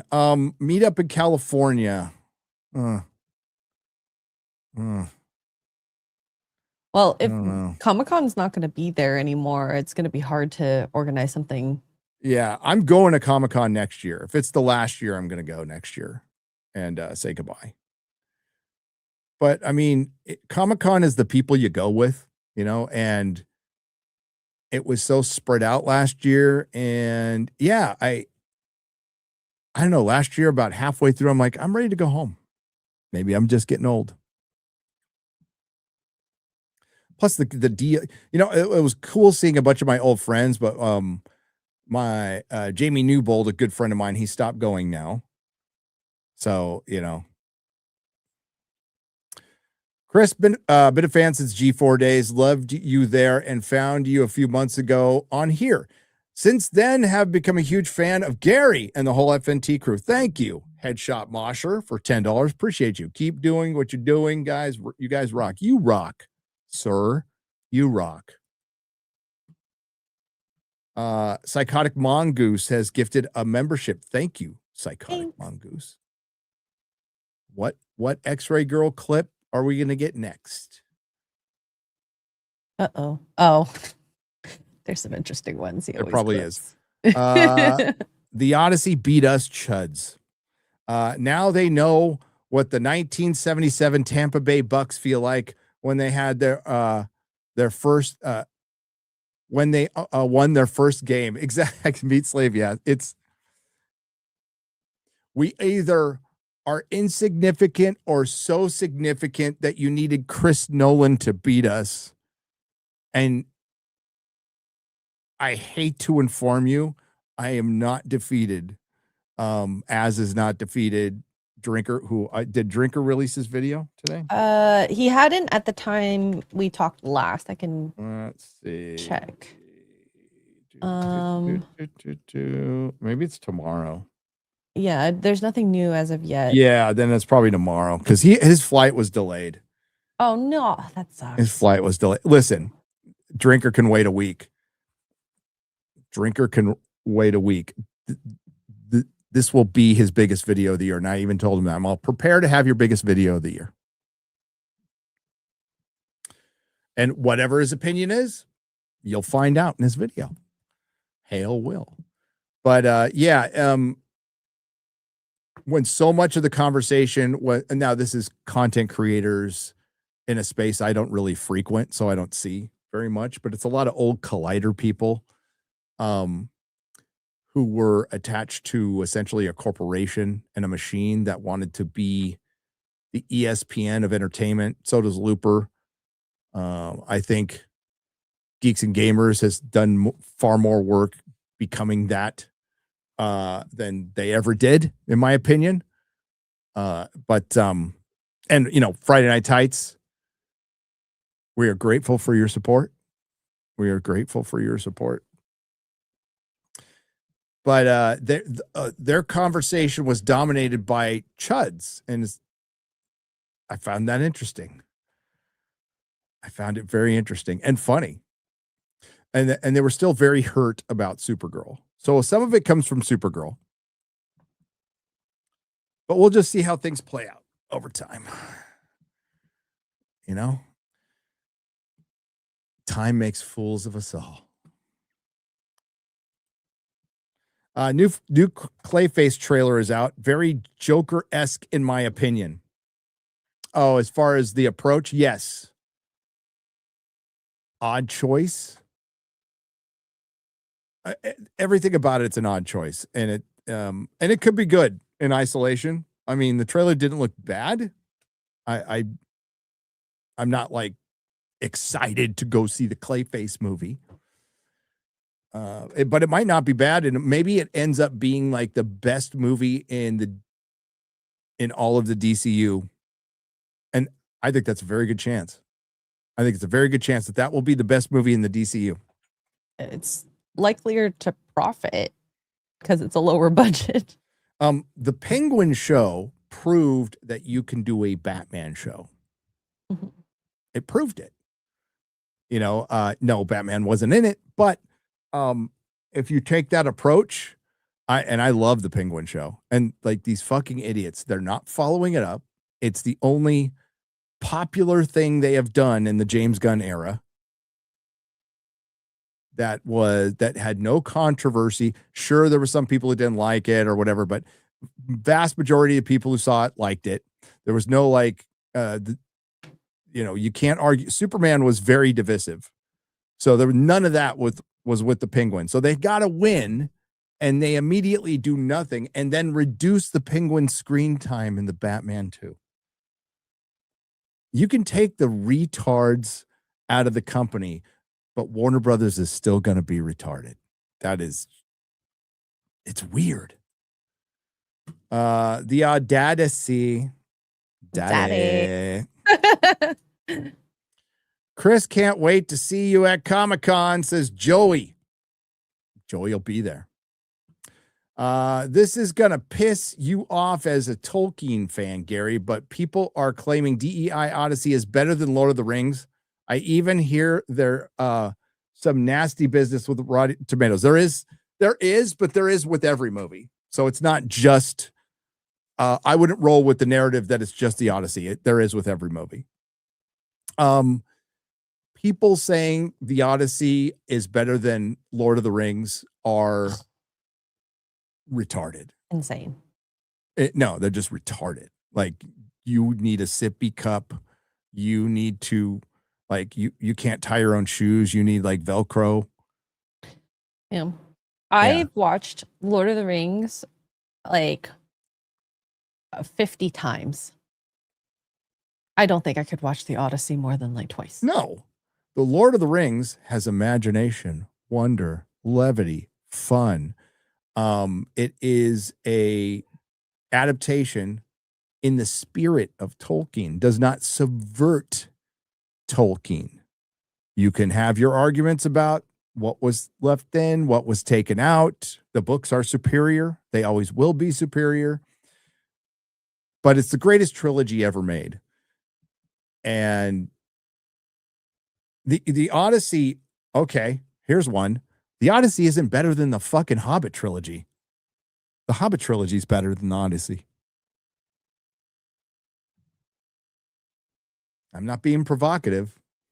The Hobbit, despite its flaws, the Hobbit trilogy is better than the Odyssey. So it's keep Lord of the Rings. You know what? You can say what you want. It's free country, and you're allowed to be as retarded as you want. It's okay. For fuck's sake, cancel. I'm going to sound like Angry Badger now. Cancel Disney Plus. Well, it's canceling itself because it's becoming Hulu, but then they're removing the Hulu name and calling it Disney Plus because Disney Plus was a failure. X-Ray Girl, it's a shocker that Echo didn't like bring in a bunch of subscribers. What? I Or had Agatha no all idea. along. Or Ironheart. Ironheart. Yep. Just like Disney, Comic-Con promoters only want the fans who will buy something without hesitation. They don't want the middle-class fans anymore. They don't. They really don't. It's getting priced out. And Quentin Tarantino talked about it with cinema. Cinema was a working class. And when we say middle class here in America, to the Brits out there, where middle class means a completely different thing. Middle class is like upper working man. Okay, upper working class. So it's not the middle class. Again, the middle class is a little more posh in the UK. It's not what it is here. It is just the middle for the most part. But yeah, they're pricing out the working man and the working woman. And cinema used to be the working man and the working woman's form of entertainment. It was priced correctly, but now it's ridiculous. So you take a family of 4 to an IMAX Odyssey. What's that taking you back? Over $100, and that's just for tickets. That's not counting snacks. And if you live in a place like San Francisco, $30 for parking minimum, and your car gets broken into. Look out! It's Cocter Coombe. Cocter Coombe. Well, Axel Bronze has stopped making porno films, but he would have made one for this. But I think he's retired. Gary, did you ever get a chance to meet John Schnepp? I used to watch Collider Heroes because of him, Chris, and RMB. Those were such innocent times. I never met John Schnepp. Chris was good friends with him. So was RMB. And yeah, he's missed. And he was the glue, apparently, that held that thing together and knew his shit. The popular manga anime Naruto is getting a live-action adaptation through Lionsgate. Naruto is up there with One Piece as one of the most popular manga anime in history. It'll be directed by the guy who did Shang-Chi. Oh, boy. Oh, that's going to be bad. Oh, boy. Oh, no. Yeah, no. I sold, like Shonen Jump. I sold those I sold Shonen Jump in my shop, and we had anime fans who would special order stuff. And so I'm aware of like the popularity and who they are. I just never read it.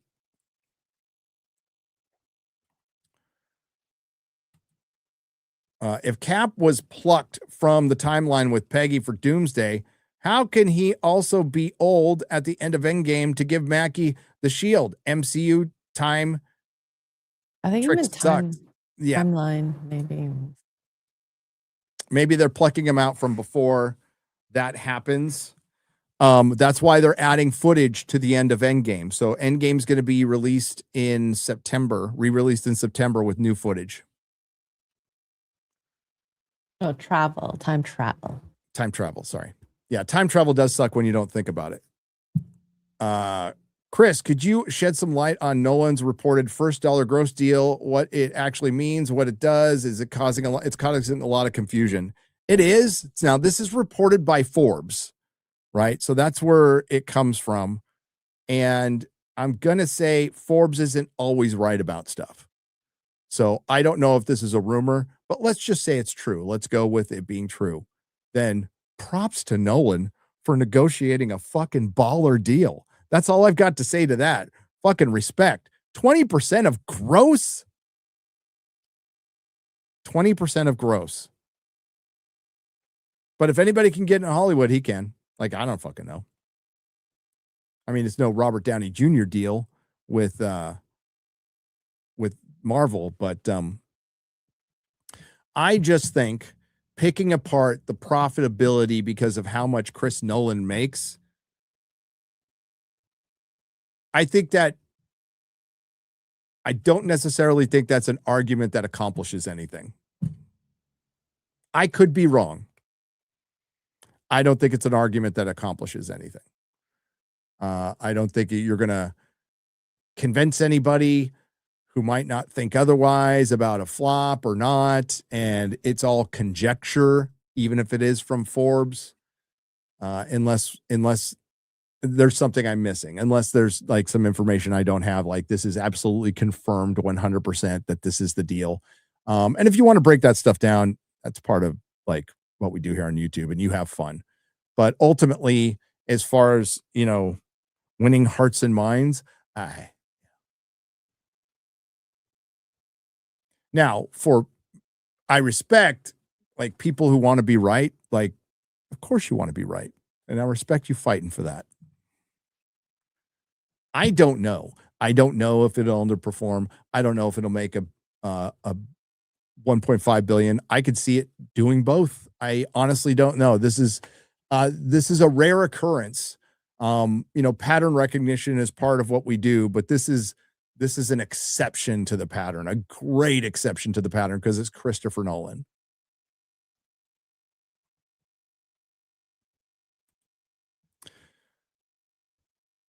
Spider-Man trivia question. What's Peter Parker's favorite food? Gary, what do you think of the Spectacular Spider-Man show?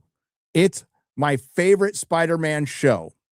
My favorite Spider-Man show is, I don't know. I think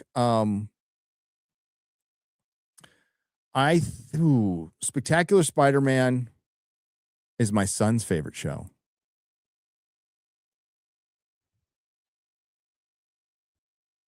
But as far as the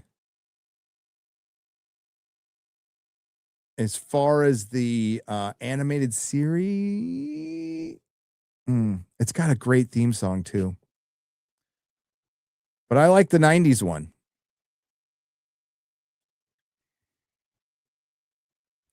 I like the 90s one.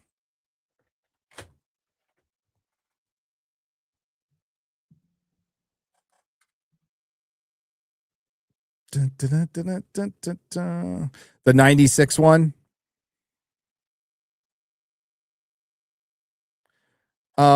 People are asking if it's are you talking about in the comics or movies or animated series? I guess it's all the same.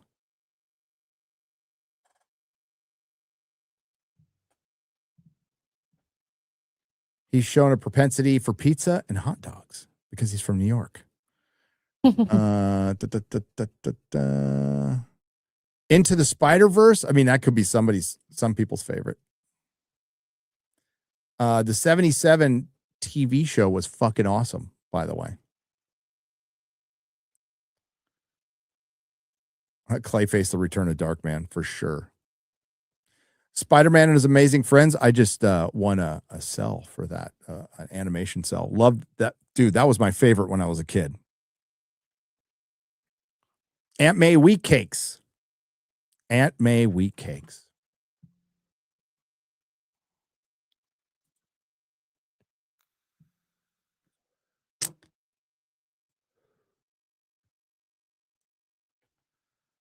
I love that they bring back that theme. I feel like it's like iconic. I started on that's where sorry, I highlighted the wrong one. The Electric Company Spider-Man. You'll lull on that one, but that's what got me to like Spider-Man. That was my first experience with Spider-Man as a little kid, was watching The Electric Company. And he wouldn't say anything, so he'd just walk around like this, And then, he would have a thought bubble. So you'd have to read it. So it got kids to read. The Ramones did a spectacular version of the cover of the Spider-Man theme on the came out in the 90s, and it was a bunch of bands covering Saturday morning cartoons. Sublime did Hong Kong Phooey. But there is a so I can't remember what numbers they are. Like, it's been a minute since I've owned a comic shop, so my knowledge was better when I was closer to it every day. But they, across all titles, they did a bagged version where you got a cassette of the Ramones cover song. Of course, I have them all.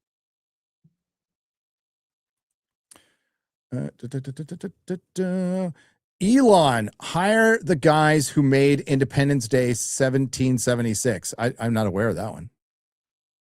Bobble Bow, thank you for the. Is that like an AI movie? I do not know. I do not know. So Nolan wanted to die on the IMAX hill, and Elon wants to die on the AI hill. Let the games begin, right? Drinker is on his own Odyssey. He is our Odysseus. Yes, he is. Yeah, he's still trying to make it home.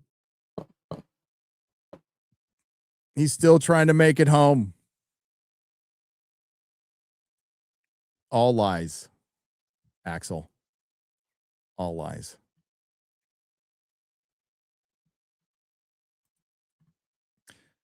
Where's the... There we go. Chris, did Collider ever approach you about joining the movie Trivia Schmodown? I remember they first canceled Andy Signore and then unfairly RMB. Could you text Chris and ask him that question? Okay. So we can answer it. Yeah, so Andy Signore was canceled due to false allegations, if I am remembering correct. I know the allegations were false.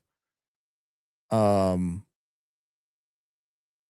then RMB was removed for fucking stupid reasons, and Harloff and all the other ones like bailed on him. Fuck them.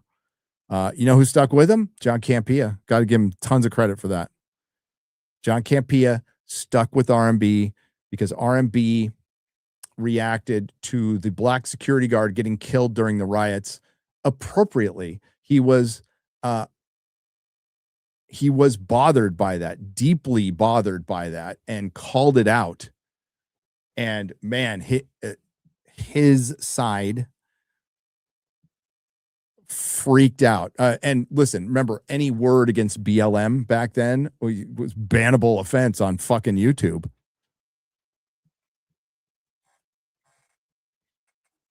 Okay, text sent.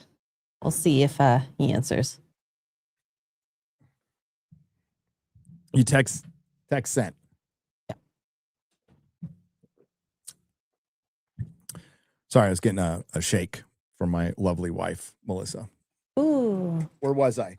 So RMB got canceled, and we showed support for him. And Jeremy reached out. I reached out. A bunch of us reached out and said, like, hey, this is fucked up because you couldn't say a word against BLM. Like I said, Harloff and others kicked him to the fucking curb. But John Campea did not remove him from a show. So I always respect John Campea for that. I do. Signore, again, false allegations. Whatever happened after that is whatever happened. Okay. With that dude. And I'll leave it at that. Or maybe I won't.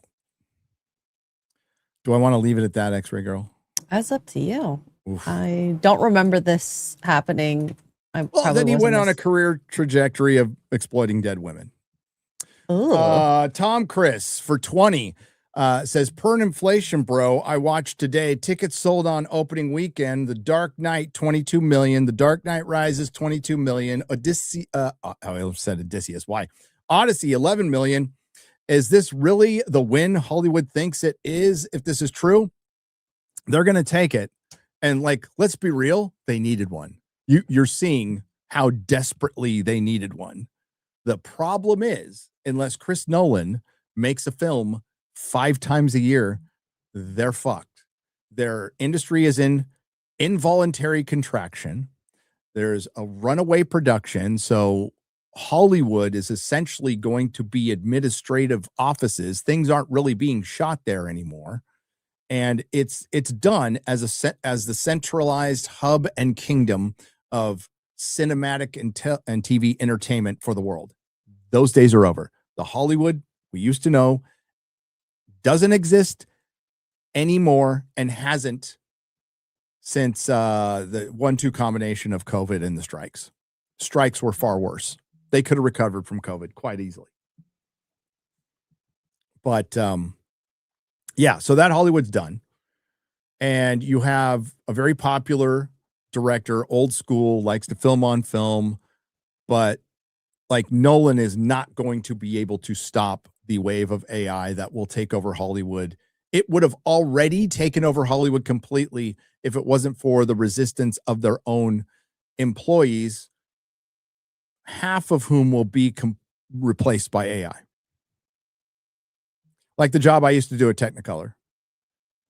AI probably can do that now. Leonard T. Dragon, thank you for gifting 1 membership. I appreciate it. Nolan actually cloned and murdered Hugh Jackman. What? Well, multiple times actually in a movie. If you watched it, you watched The Prestige. No. You have not watched The Prestige. You know the story, Gary. Do I? Well, again. I lived under a rock. Okay. A lot of movies I haven't seen. I watched the first Rocky movie last week. Okay. I'm making my way slowly through. What'd you think? Oh, I loved it. Oh my It's God. great, isn't it? Oh, he is so fantastic. I can't believe like it took this long. And I mean, I know the song, I know the moment he's at the top, and I just never saw it on Netflix, I guess, and decided to watch it because you guys shamed me into it. I guess shame works sometimes. And yeah, a lot of heart. The Prestige is a Nolan masterpiece. To me, it's a 10 out of 10 Nolan masterpiece. Prestige. The Prestige, yes. I'm gonna watch it then. Outside of, it's his best film. I'm still a big fan of Dark Knight. I love fucking Dark Knight. I like The Dark Knight. Okay. Yep. Love Yeah, that movie. I can watch this. It's streaming somewhere. Perfect. All right. Hail FNT. Voluntarily worked on a micro indie that sold to Neon. It just dropped the trailer. It Ends. A Neon film. Everyone on the team would love it if you just watched the trailer, please. Thank you. You want to pull up It Ends? You want to whip it out?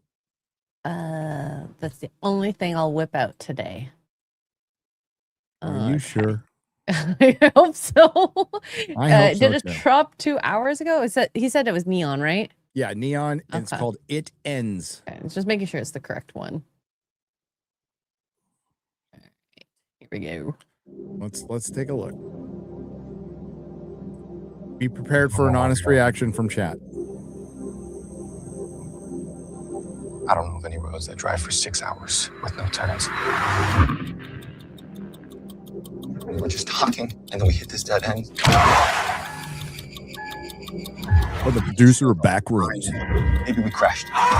Keep doing what you were doing when you doubted, and I'll kill us. Stop fucking yelling! You know what I'm thinking? I was this fucking close to downloading Subway Surfers before we turned up to this stupid fucking road.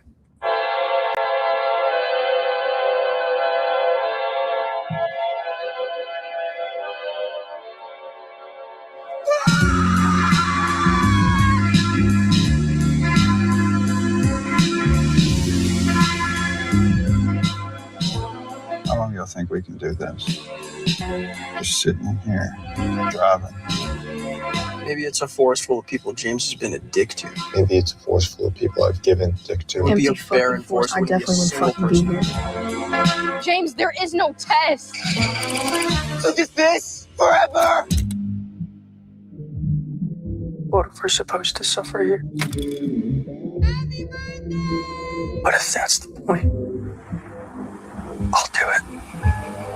For him.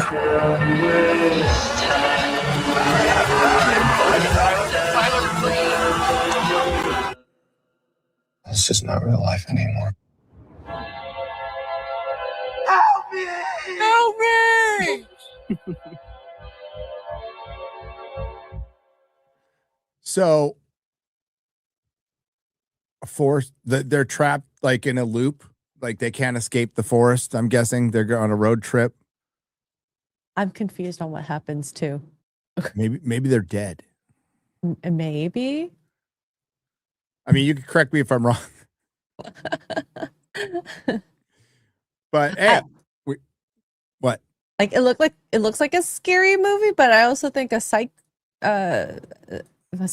No, A psychological thriller. Psychological thriller. Yeah, I'm confused on that Maybe with part. like a little Twilight Zone mixed in. We'll see. Yeah. We'll see. Cheers. Hey, the crew made a movie. Hell yeah, that's not an easy thing to do. I'll say it now. Robert Eggers is currently and will be remembered as, if not the greatest director, one of the greatest, and far superior one to Nolan. Eggers is cool. I'm a fan now of his work, and he also has a wheelhouse. You're not going to see Eggers like doing a comedy, right? He's famously said, I don't know if he uses a cell phone, but he's not going to be putting cell phones in his movies. So he will do period pieces, and he stays accurate as a Werewolf. You know, they try to use as close as possible to the accents of that time. So, and I love The Northman. It's a trippy fever dream, but I love The Northman. I love Nosferatu. That was fucking great.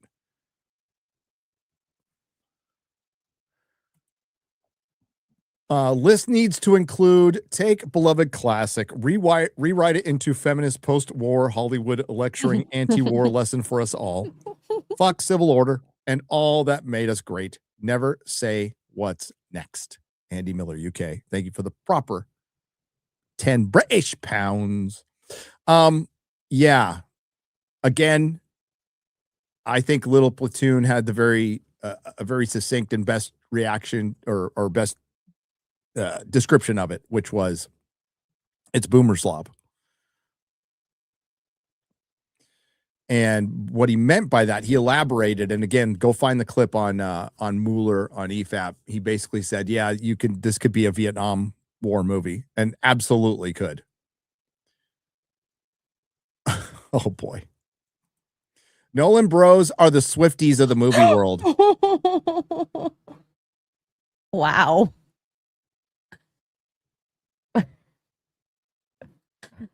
Is he wrong? I mean, no, it's I think that is spot on.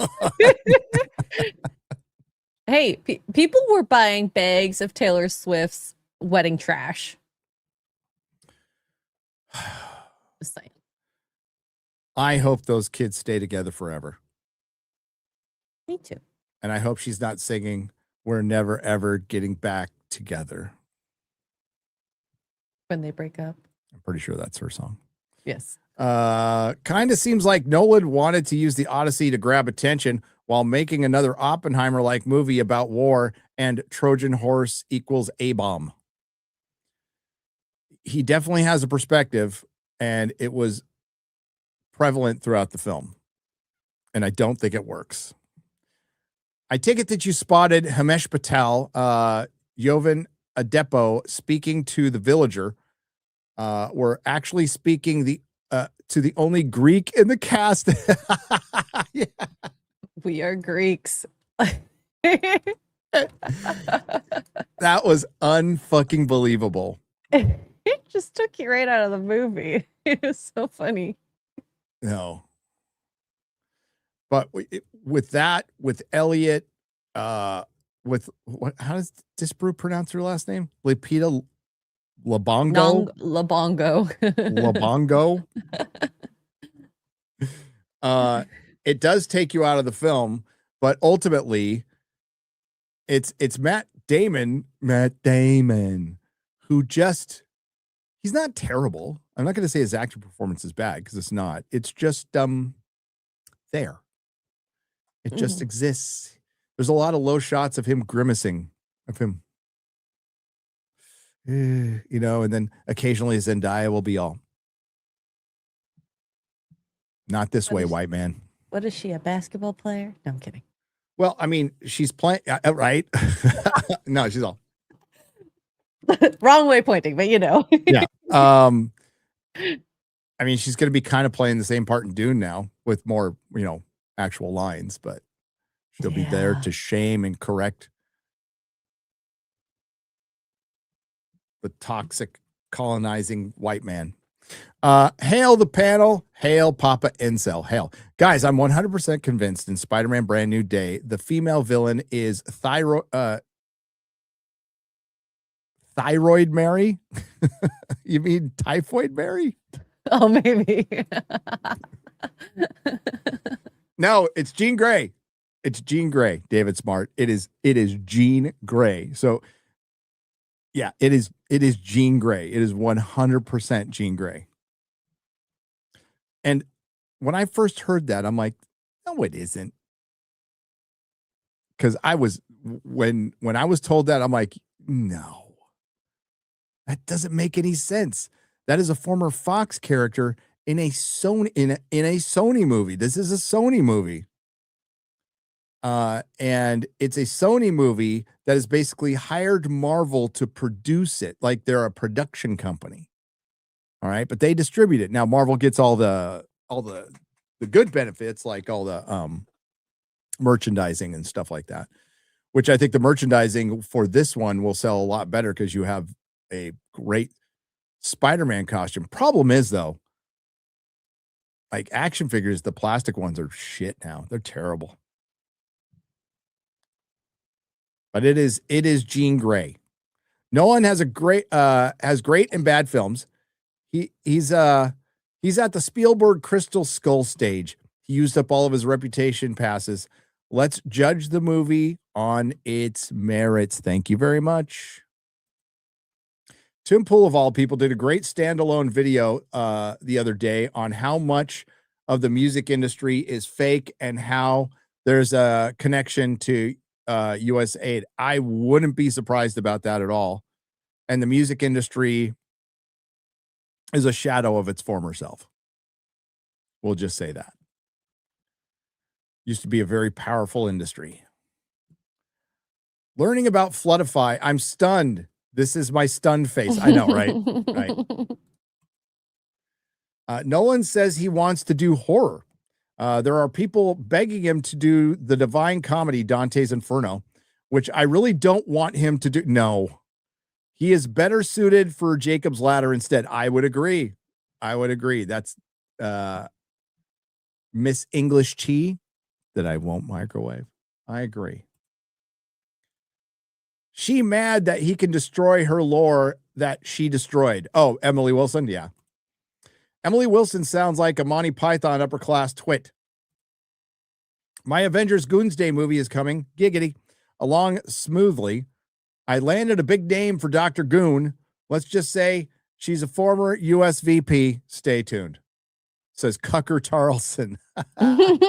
Athena is the top from Inception. Ambiguity. It's so deep. If she was Athena, where was her wisdom and advice? It was in shaking her head.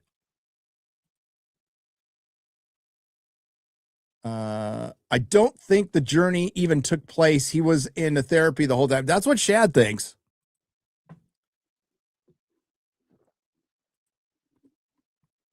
Shad thinks he was just tripping balls on the island and just recalling hallucinations that were allegorical to what his journey was.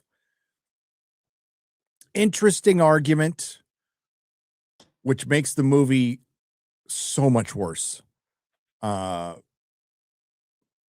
mean, listen, at the end, you could interpret, and tell me if you disagree on this, X-Ray Girl.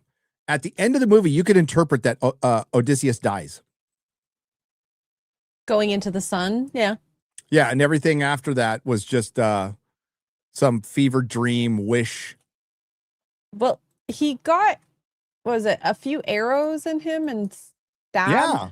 So, yeah. I mean, I don't interpret it that way, but you could interpret it that way. Yes. And listen, at the end of Dark Knight Rises, there's at the time there's a bunch of people like, no, Batman's dead, and that was just a wish fulfillment vision. Chris did get back to me about the super chat. So the question was, did Collider ever approach you about joining Movie Trivia Schmodown? They remembered Andy's Ignore and R&B got canceled. Chris says Collider never approached him.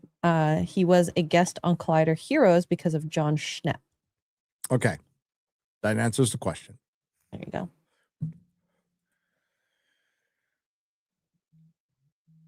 Yeah, it seems like, I mean, correct me if I'm wrong, because I haven't talked about Dark Knight Rises in a long time, but there was debate on whether Batman was alive at the end of that movie. I think everybody just believes he was alive. I don't care. I hated that movie. The Odyssey was ass, spelled with $signs. That's pretty good. Stressed out about the Odyssey, Lupita Matata. No worries. Gary, you have to read the Space Wolf Omnibus. Henry Cavill should play Ragnar Blackmane. Okay. I am not stressed out about the Odyssey. I am fired up. This is what I live for. It's the conversations of the last week are fucking brilliant. It's genuine fun because it's just the movie, but it does have cultural impact, and I could understand. Like, I saw some content creators saying, I'm tired of talking about the Odyssey, but I don't think people are yet. A time will come, but I don't think people are yet. I would just say pay attention to the numbers on the Drinker video when it drops. They will be impressive. No pressure, Will. RT score rigging. Traditional has little effect on the box office. Traditional has little effect on the box office, i.e. The Woman King. Exactly, Gamer Gramps. No, the RT is now a thing that you can just say it's certified fresh from the critics. They rarely even mention the audience when it's popular. But with TV shows, I think it's still a good gauge. Now, it's never accurate. There's review bombing from both sides. So when I bring it up in my videos, I often try to bring up Metacritic and IMDb as well, to show, like, because that's the one thing we could show that might be a consensus, but it might not be too. And I mention that all the time. But there's, unless we open the books and get the ticket sales, there's no way of knowing. Now, the Odyssey hasn't sold as many tickets as the Dark Knight Rises. I think it's half the tickets that what the Dark Knight Rises sold. I think that's still probably your best way of gauging a popularity of a movie. But the fact of the matter is, you can't just pin the Odyssey's ticket sales being 50% off of Dark Knight Rises on the Odyssey, because it's an overall Hollywood problem.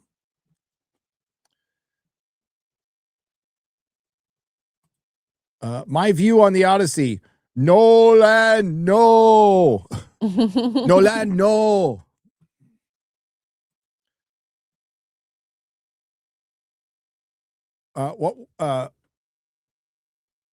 What we have of the story of the Trojan horse doesn't come from Homer's Iliad and Odyssey, but from Virgil's I'm going to pronounce that wrong. So Aeneid and Quintus of Smyrna's Pothomerica. That's America. Oh, I don't know. Words And hard. Sinon is from Virgil's something or other that I can't pronounce. I stopped caring. Like, I kept on recutting stuff to get the names right. And I had to go in and either double check on the film or go and look up pronunciations, like the island that Calypso was on. And I got two different, I'm like, I don't fucking know. And I'm not going to go back through my audiobook and check. So I just guessed on the island. I just stopped caring halfway through the recording because I'm like, this is going to take an extra day if I have to pronounce everything right. And then by the end, I was just like Spiderman and Batman and Nokia from Black Panther and Jason Bourne. That's where I was at by the end. I just stopped caring. I didn't care. What we have of the story. Oh, I read that. You read that one. Wag the Dog lifted the curtain on the fake media years ago. Yeah, Wag the Dog. Interesting movie. I actually kind of like that movie. I do. And that was a very Clinton era movie.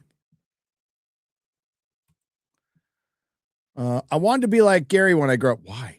Minus the drugs. I highly recommend minusing the drugs, zombie dude. I'll spend all day complaining about how shows and movies were better back in my day. Hell of a fellowship. Yeah, it's a great gig if you can find it. The best part is that when you do occasionally find that good thing, you hold on to it. You hold it tight. You do. Precious. You go, my precious. And you get a Night of the Seven Kingdoms or a Project Hail Mary, which I've seen like 4 times now. Such a magnificent movie. I wish I could go see it in IMAX again. Oh, yeah, so I mean, I like that movie more the more I see it. It's a magnificent movie. And I've seen Night of the Seven Kingdoms all the way through 3 times. And that's like easy to get through because it's shorter. I'm pretty much out on House of the Dragon. Oh my god, that last episode. It's I jumped the dragon. It's not good. It has moments still, but it's just not good. I'm late today. So was I. Have you talked about the fact that even Emily Wilson criticizes the Odyssey heavily? LOL, love you warriors of common sense. Hail. Yes, we did. So if you rewind a little bit, Mojo, we did bring up that clip. I heard about her criticisms while I was listening to Daily with Ryan, either a day ago or 2 days ago. And somebody mentioned in the chat, I'm like, and they mentioned that Emily Wilson agrees with me. And I'm like, what? So I looked for it. And I saw. I didn't know there was video of it though, and that's been going around now, and it's making the rounds. And she's not the only translator that's calling it out. You know, bottom line, you read or listen or watch now the Odyssey for gods and monsters. Yes, we can follow the hero Odysseus, and he is our protagonist and our main character, but we're there to see him sail past the sirens and confront Polyphemus and and Circe and the fun bits. That's what's made this story last for thousands of years. Is the Odyssey portion of the Odyssey. And this was just, like I said in my video, grounded in the dirt. 300 is better than the Odyssey. Ooh, that's going to make people mad. Absolutely. 300 is, I own 300 and would watch 300 again, understanding completely that 300 is fantasy. It is absolute fantasy. but it is a film that really captures Frank Miller's work perfectly. You know, what's funny is that little the Sin City and 300 kind of 1-2 of Frank Miller. We won't talk about The Spirit. Led to Spartacus. Spartacus is heavily influenced by 300. And it's Sam Raimi.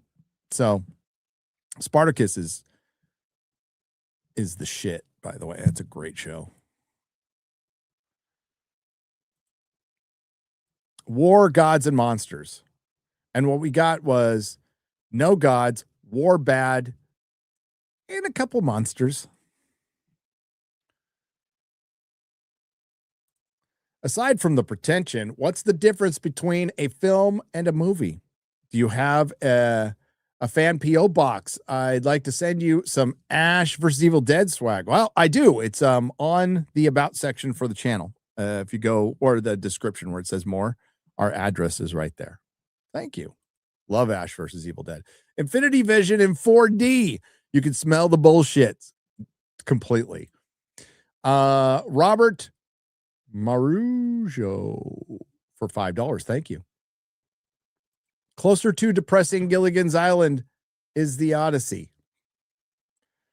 Thank you, Harry Brownhole.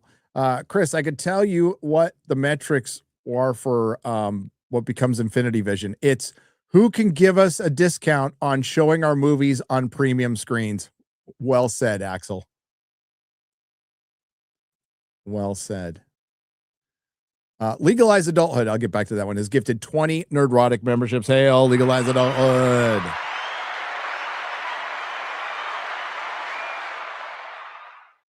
Somebody said they saw Spider-Man Brand New Day. FYI, which you may already know, Fathom Events is showing Point Break for its 35th anniversary on August 16th and 19th, and Terminator 2 for its 35th, August 27th and through September 2nd. Awesome. Thank you, Payne. All right, we're going to get a couple more, and then we got to get out. Do you want me to? I'm looking. There's one from Red Mage. Yeah, Red Mage says, "Hey Gary, I haven't been able to catch the last few FNTs. Did you have a venue info for the meetup in Vegas? Not we will not as of yet. We will have it very, very soon. But it's locked down. So what we're trying to again avoid is people trying to ruin it, which there are many who try. Oh man, Gary, Juanita's my treat. Callie, hi X-Ray Go. What's up, Jay? I would that's tempting to come out just for Juanita's. Interstellar ignited my worldview as a teenager. It deserved to win Best Picture for showing that our deepest human bond is tied to our greatest collective ambition, ensured humanity as a future.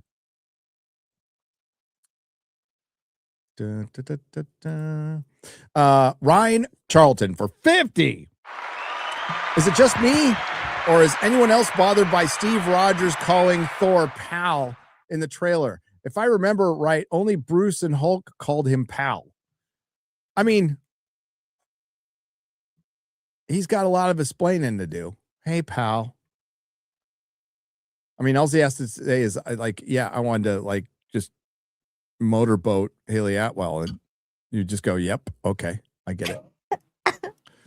I feel like Eggers' Nosferatu wasn't even good. A lot of the actors, other than Willem Dafoe, didn't feel authentic, but also I thought all the weird psychic sexual stuff was weird. Nosferatu isn't supposed to be sexy like Dracula. Well, he's not sexy in it. The whole point is he's not. He puts a spell. See you in Vegas meetup near the Four Queens. I saw the Odyssey Thursday and hated every second of it, especially the deconstruction of Odysseus, says Mr. Burns. And Zero Nitro for 20 says, hello, Noon Crew. Hello. I've seen the Odyssey twice now, and my biggest takeaway is that Nolan simply doesn't know how to do real ancient epic stories and storytelling. It has been done better with similar movies like Ben-Hur. Yeah, go watch Jason and the Argonauts, okay? That's some Harryhausen glory. Even though Immortals is a fantasy and isn't faithful to Greek myths, at least it has damn gods in it, kicking ass costumes and final fight sequences, both 10 out of 10. The Odyssey, 4 out of 10. Yeah, The Immortals with Henry Cavill. Hollywood Menace. Okay, we're going to wrap it up there. We'll get the rest on a square up. I apologize that we have to leave early, but I got to leave early. X-Ray Girl, what do you got coming up? Poor choices tonight at 8:30 p.m. Eastern. X-Ray Girl everywhere. I do have a Stargate watch tomorrow as well at 12 p.m. It's next week, Thursday is the finale. So I'm really, really excited to finish off season 1. Yeah. I'm almost there. So, Nice. and the last few episodes were so good. Gary, you're going to love it because it's like everything that would steer you into Forbidden Frontier. So yeah. Yeah, that's yeah. Well, I'll get there. I know you. Not this month though. This month is nuts. Yeah, we're gonna have to move. We're moving Buffy to next week, and Harry Potter. Somebody asked about the Harry Potter stream. That's after the summer. That's gonna be after. That's gonna be after the summer. But when we lead up to the show, when it gets a little slower, because when you cover Hollywood, peaks and valleys. Just like Hollywood. But there's always something to talk about. You never know when things drop sometimes too. So there's always something to talk about. And yeah, there's also the rando news, but like schedule is pretty full, and it's going to be our busiest November, December ever. And then we didn't even talk about the Rings of Power shit. So I will talk about that. We'll talk about it on Friday on FNT. All the Rings of Power stuff that's coming out. That we will discuss for sure. So, yep, I got an Odyssey review out. I got a couple of things. We're working on a supercut for DC. Working on a special 10-year anniversary Ghostbusters. Both are kind of evergreenish, so they'll be out when they're done. 10-year anniversary review of Ghostbusters 2016, which I had never seen until a week ago. And that's it. We have Kada on FNT. Kada. Yes. Kada. Little Kada. He likes feet. Yes. So thank you to the Nerdrotics. Thanks to everyone who left a super chat donation. And for the ones that we did not read, we will read in the super chat square up, which will be Monday at 11 a.m. Central on Rumble and Nerdrotic Live. Thanks to Chris Gore. Have a great time at Comic-Con. Lots of Comic-Con news coming up shortly, and it should be a fun week. So take care, everybody. Bye.